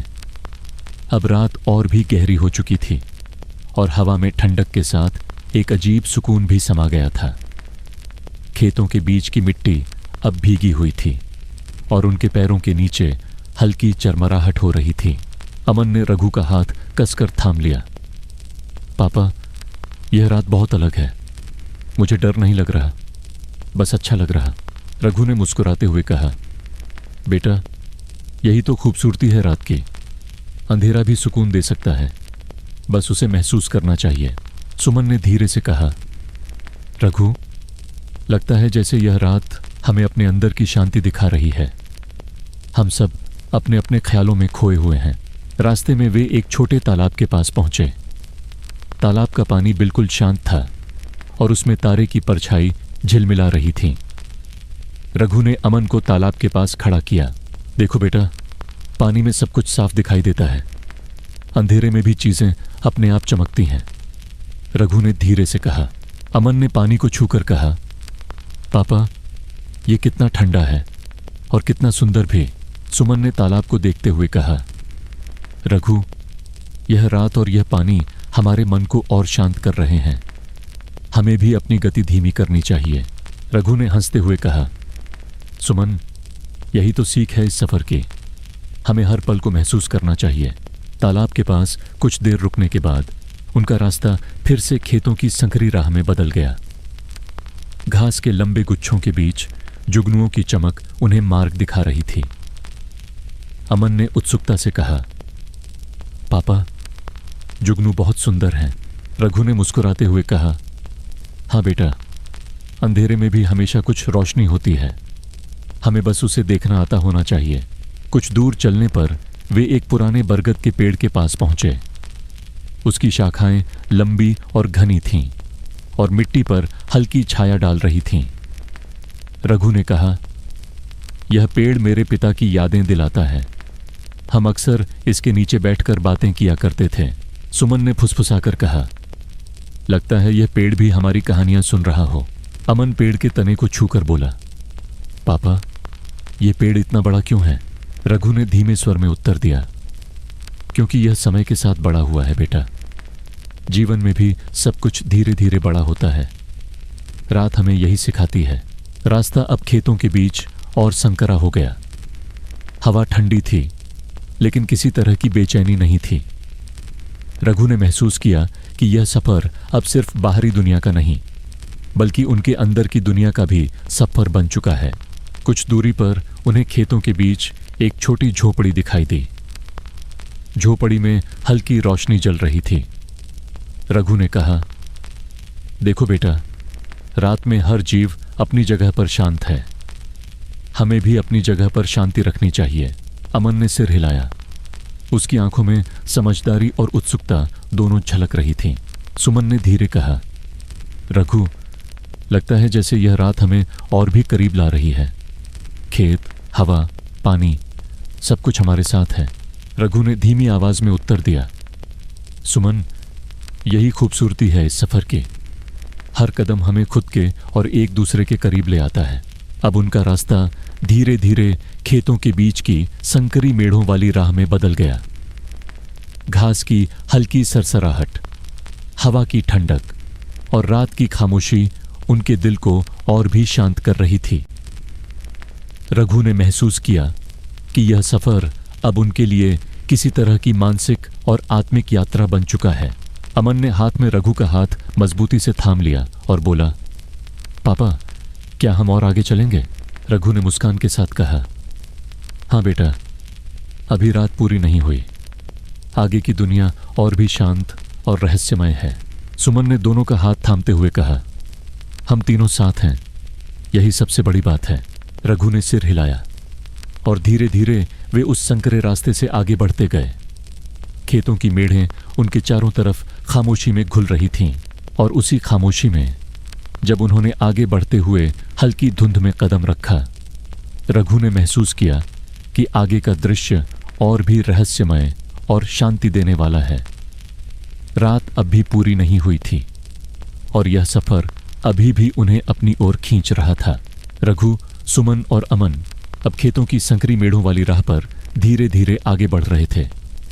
रात अब और भी गहरी हो चुकी थी।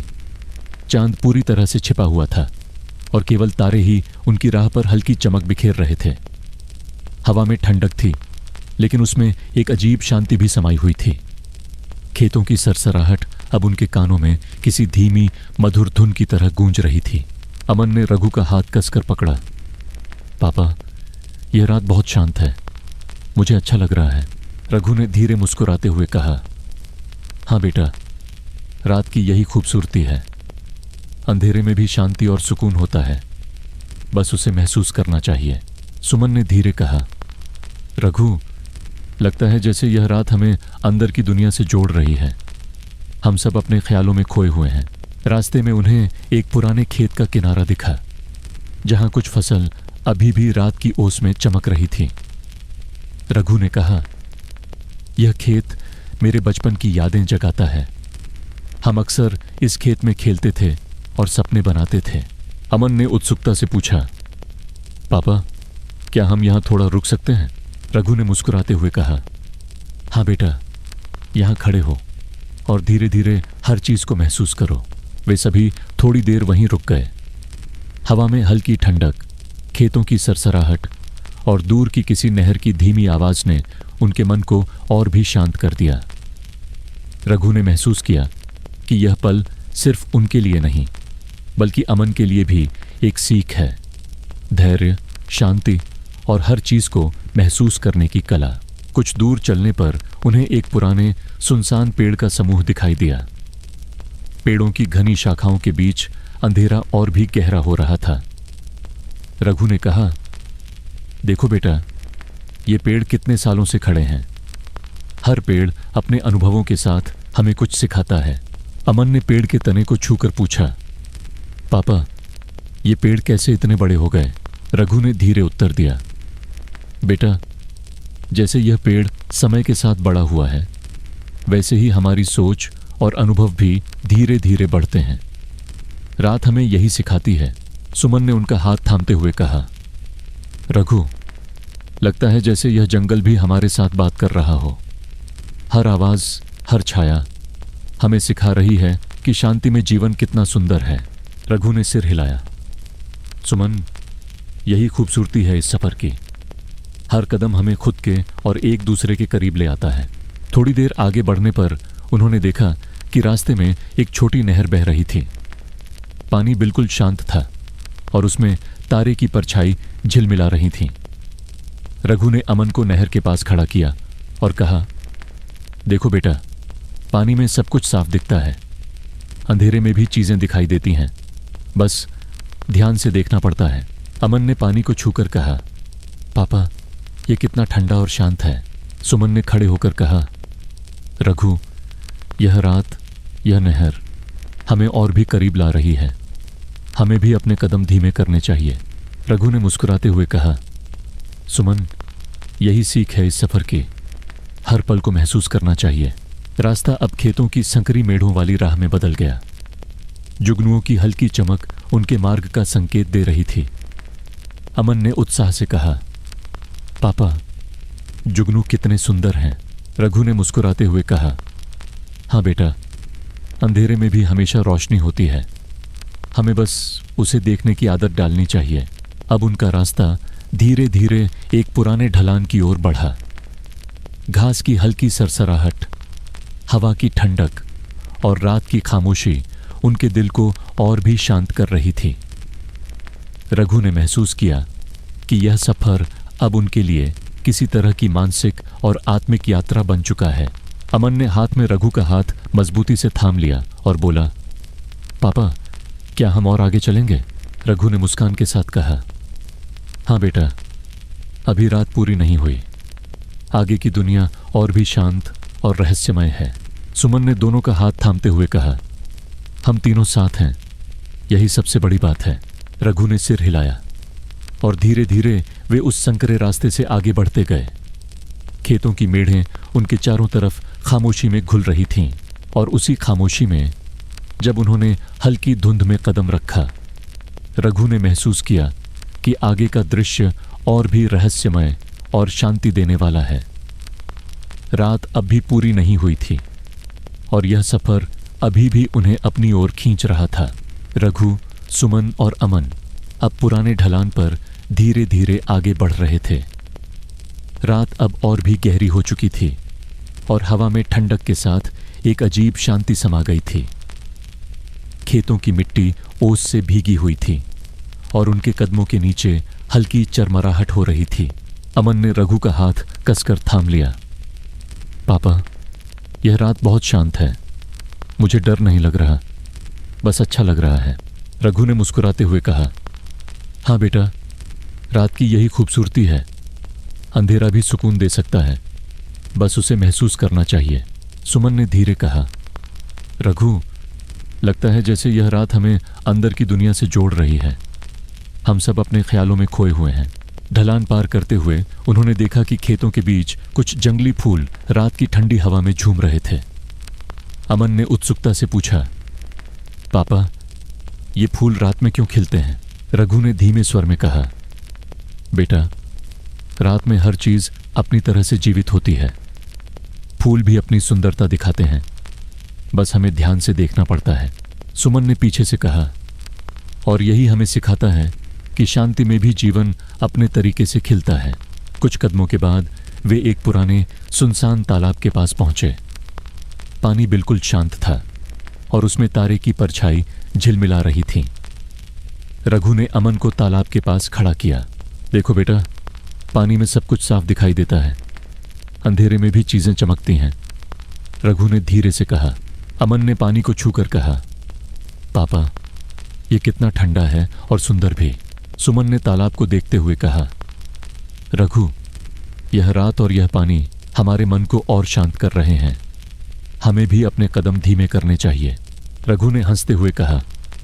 सुमन, यही तो सीख है इस सफर की, हमें हर पल को महसूस करना चाहिए।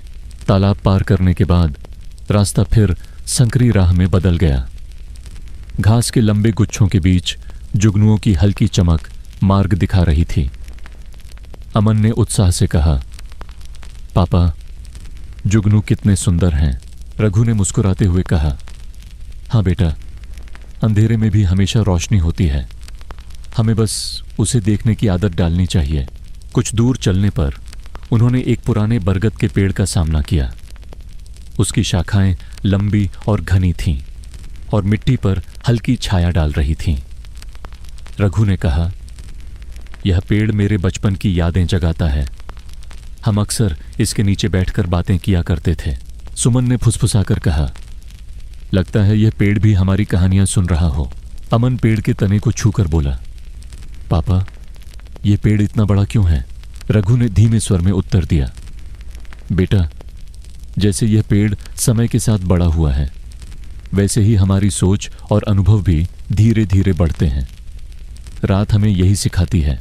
रास्ता अब खेतों के बीच और संकरा हो गया। हवा ठंडी थी, लेकिन किसी तरह की बेचैनी नहीं थी। रघु ने महसूस किया कि यह सफर अब सिर्फ बाहरी दुनिया का नहीं, बल्कि उनके अंदर की दुनिया का भी सफर बन चुका है। कुछ दूरी पर उन्होंने खेतों के बीच एक छोटी झोपड़ी देखी। झोपड़ी में हल्की रोशनी जल रही थी। रघु ने कहा, देखो बेटा, रात में हर जीव अपनी जगह पर शांत है, हमें भी अपनी जगह पर शांति रखनी चाहिए। अमन ने सिर हिलाया। उसकी आंखों में समझदारी और उत्सुकता दोनों झलक रही थीं। सुमन ने धीरे कहा, रघु, लगता है जैसे यह रात हमें और भी करीब ला रही है। खेत, हवा, पानी, सब कुछ हमारे साथ है, रघु ने धीमी आवाज में उत्तर दिया। सुमन, यही खूबसूरती है इस सफर की, हर कदम हमें खुद के और एक दूसरे के करीब ले आता है। अब उनका रास्ता धीरे धीरे खेतों के बीच की संकरी मेढ़ों वाली राह में बदल गया। घास की हल्की सरसराहट, हवा की ठंडक और रात की खामोशी उनके दिल को और भी शांत कर रही थी।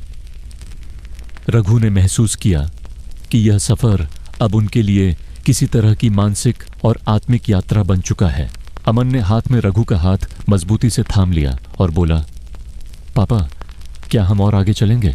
रघु ने मुस्कान के साथ कहा।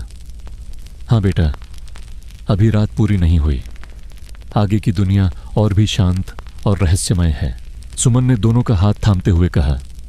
हम तीनों साथ हैं, यही सबसे बड़ी बात है, रघु ने सिर हिलाया और धीरे धीरे वे उस संकरे रास्ते से आगे बढ़ते गए। खेतों की मेढ़ें उनके चारों तरफ खामोशी में घुल रही थीं और उसी खामोशी में जब उन्होंने हल्की धुंध में कदम रखा, रघु ने महसूस किया कि आगे का दृश्य और भी रहस्यमय और शांति देने वाला है। रात अब भी पूरी नहीं हुई थी और यह सफर अभी भी उन्हें अपनी ओर खींच रहा था। रघु, सुमन और अमन अब खेतों की संकरी मेढ़ों वाली राह पर धीरे धीरे आगे बढ़ रहे थे।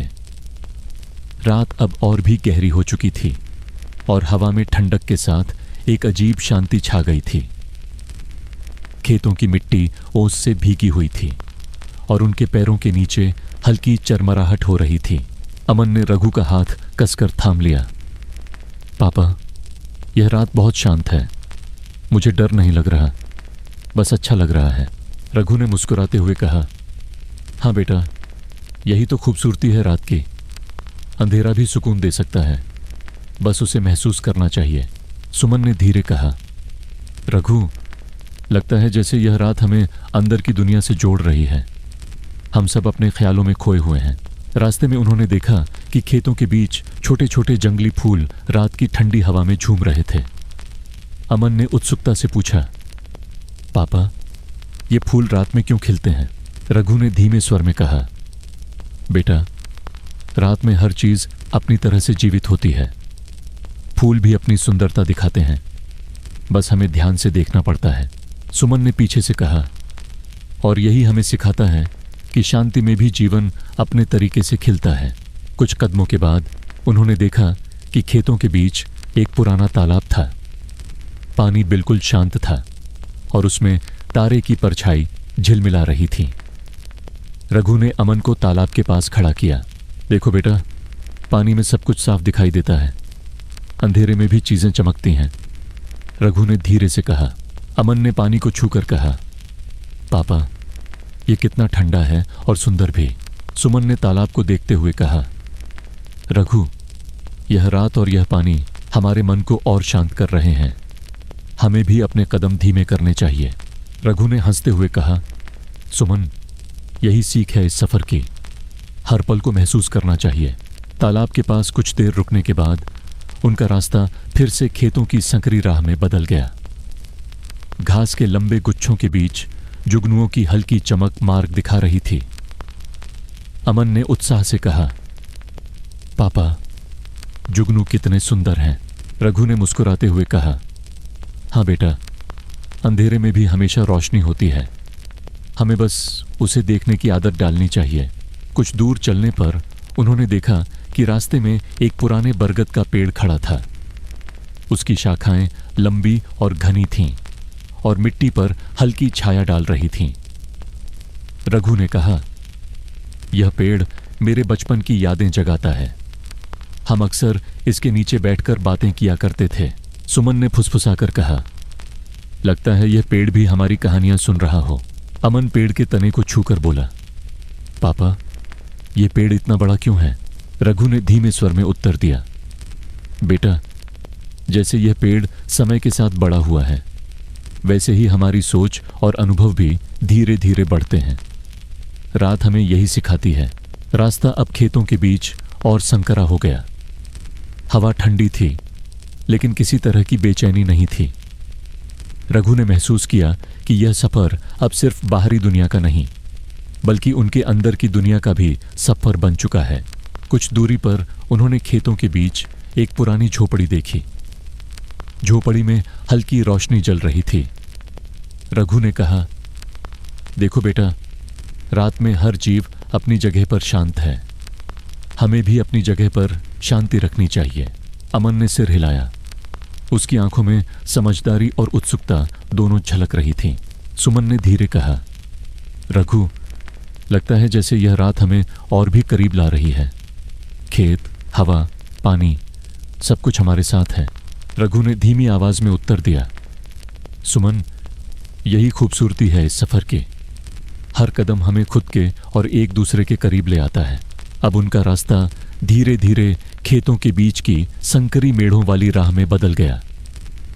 घास की हल्की सरसराहट, हवा की ठंडक और रात की खामोशी उनके दिल को और भी शांत कर रही थी। रघु ने महसूस किया कि यह सफर अब उनके लिए किसी तरह की मानसिक और आत्मिक यात्रा बन चुका है। अमन ने हाथ में रघु का हाथ मजबूती से थाम लिया और बोला, पापा, क्या हम और आगे चलेंगे? रघु ने मुस्कान के साथ कहा, हाँ बेटा, अभी रात पूरी नहीं हुई। आगे की दुनिया और भी शांत और रहस्यमय है। सुमन ने दोनों का हाथ थामते हुए कहा, हम तीनों साथ हैं, यही सबसे बड़ी बात है। रघु ने सिर हिलाया और धीरे धीरे वे उस संकरे रास्ते से आगे बढ़ते गए। खेतों की मेढ़ें उनके चारों तरफ खामोशी में घुल रही थीं और उसी खामोशी में जब उन्होंने हल्की धुंध में कदम रखा, रघु ने महसूस किया कि आगे का दृश्य अब और भी रहस्यमय और शांति देने वाला है। रात अब भी पूरी नहीं हुई थी और यह सफर अभी भी उन्हें अपनी ओर खींच रहा था। रघु, सुमन और अमन अब खेतों की अंतिम संकरी राह पर धीरे धीरे आगे बढ़ रहे थे। रात की गहराई अब अपने चरम पर थी और हवा में ठंडी नमी के साथ अजीब तरह की शांति समा गई थी। हर कदम पर उनके पैरों के नीचे मिट्टी की हल्की चरमराहट और दूर कहीं जुगनुओं की मंद रोशनी उन्हें मार्ग दिखा रही थी। अमन ने रघु का हाथ कसकर थाम लिया। पापा, लगता है जैसे यह सफर कभी खत्म नहीं होगा। रघु ने मुस्कुराते हुए कहा, बेटा, जीवन भी ऐसा ही है। हर सफर की अपनी गहराई होती है और हर रात हमें कुछ नया सिखाती है, लेकिन हर सफर का अंत भी एक नई शुरुआत है। सुमन ने धीरे कहा, रघु, लगता है जैसे हमने केवल रास्ता नहीं बल्कि अपने भीतर की दुनिया भी पार की है। यह रात हमें और भी करीब ला गई। जैसे ही उन्होंने आगे देखा, खेतों के बीच एक छोटा सा पहाड़ी ढलान नजर आया। ढलान की चोटी पर चांद की पहली किरणें धीरे धीरे झांक रही थीं। रघु ने अमन को अपनी बाहों में उठाकर कहा, देखो बेटा, जैसे ही रात अपने अंत की ओर बढ़ रही है, उजाला भी अपने साथ आता है। यही जीवन की सुंदरता है। सुमन ने रघु का हाथ थामते हुए कहा, हर अंधेरा, हर ठंडी हवा, हर खामोश आवाज ने हमें यह सिखाया कि शांति और सुंदरता हर जगह मौजूद है। बस हमें ध्यान देना चाहिए। रघु ने धीमे स्वर में उत्तर दिया, सुमन, यही सीख है इस सफर की। जीवन के हर क्षण में धैर्य और समझ होना जरूरी है। अंधेरे में भी हम अपनी रोशनी पा सकते हैं। अमन ने पास खड़े होकर धीरे कहा, पापा, क्या हम फिर से इस रास्ते पर चलेंगे? रघु ने मुस्कुराते हुए कहा, हाँ बेटा, लेकिन अब यह सफर हमारी यादों में रह जाएगा। हम इसे अपने दिल में रखेंगे और जब भी जरूरत होगी इसे याद करके शांति पा सकते हैं। सुमन ने सिर हिलाते हुए कहा, और यही सबसे खूबसूरत बात है, हम तीनों साथ हैं। चाहे अंधेरा हो या उजाला, हम हमेशा एक दूसरे के साथ हैं। धीरे धीरे जैसे ही सूरज की पहली किरणें खेतों पर पड़ने लगीं, रघु, सुमन और अमन ने महसूस किया कि रात का सफर अब समाप्त हो गया है। खेत, पेड़, पानी, जुगनू, सब कुछ अब सुबह की रोशनी में चमक रहा था। रात की शांति और रहस्य अब एक मधुर स्मृति बनकर उनके साथ रह गए। रघु ने अमन को गले लगाकर कहा, बेटा, हर सफर का अंत एक नई शुरुआत है। हम जितनी शांति और सुंदरता इस रात में पाए, उसे हमेशा अपने दिल में रखना। सुमन ने धीरे कहा, रघु, यह रात और यह सफर हमें जीवन के सच्चे अर्थ का एहसास कराते हैं। शांति, धैर्य और एक दूसरे का साथ, यही असली खजाना है। अमन ने अपनी छोटी आंखों में चमक लिए और बोला, पापा, सुमन, मैं यह सब कभी नहीं भूलूंगा। यह रात हमारी सबसे खूबसूरत कहानी बन गई। रघु ने मुस्कुराते हुए कहा, हाँ बेटा, यही खूबसूरती है जीवन की। हर रात, हर सफर हमें कुछ नया सिखाता है और हर अंत एक नई सुबह लेकर आता है। और इस तरह खेतों के बीच का वह शांत और रहस्यमय सफर अपने समापन की ओर बढ़ा। रात की खामोशी, हवा की हल्की सरसराहट, पानी की झिलमिलाहट, सब कुछ अब उनकी यादों में शांति और सुख का एहसास छोड़ गया। रघु, सुमन और अमन ने एक दूसरे का हाथ थामते हुए सूरज की पहली रोशनी में कदम रखा। रात का सफर खत्म हुआ, लेकिन उसका असर उनके दिलों में हमेशा के लिए रह गया। उन्होंने सीखा कि जीवन के अंधेरों में भी सुंदरता है, शांति है और सबसे बड़ी चीज प्यार और साथ है। और इस तरह उनका खेतों के बीच का शांत सफर समाप्त हुआ, एक मधुर याद और सुकून के साथ, जो हमेशा उनके साथ बना रहेगा।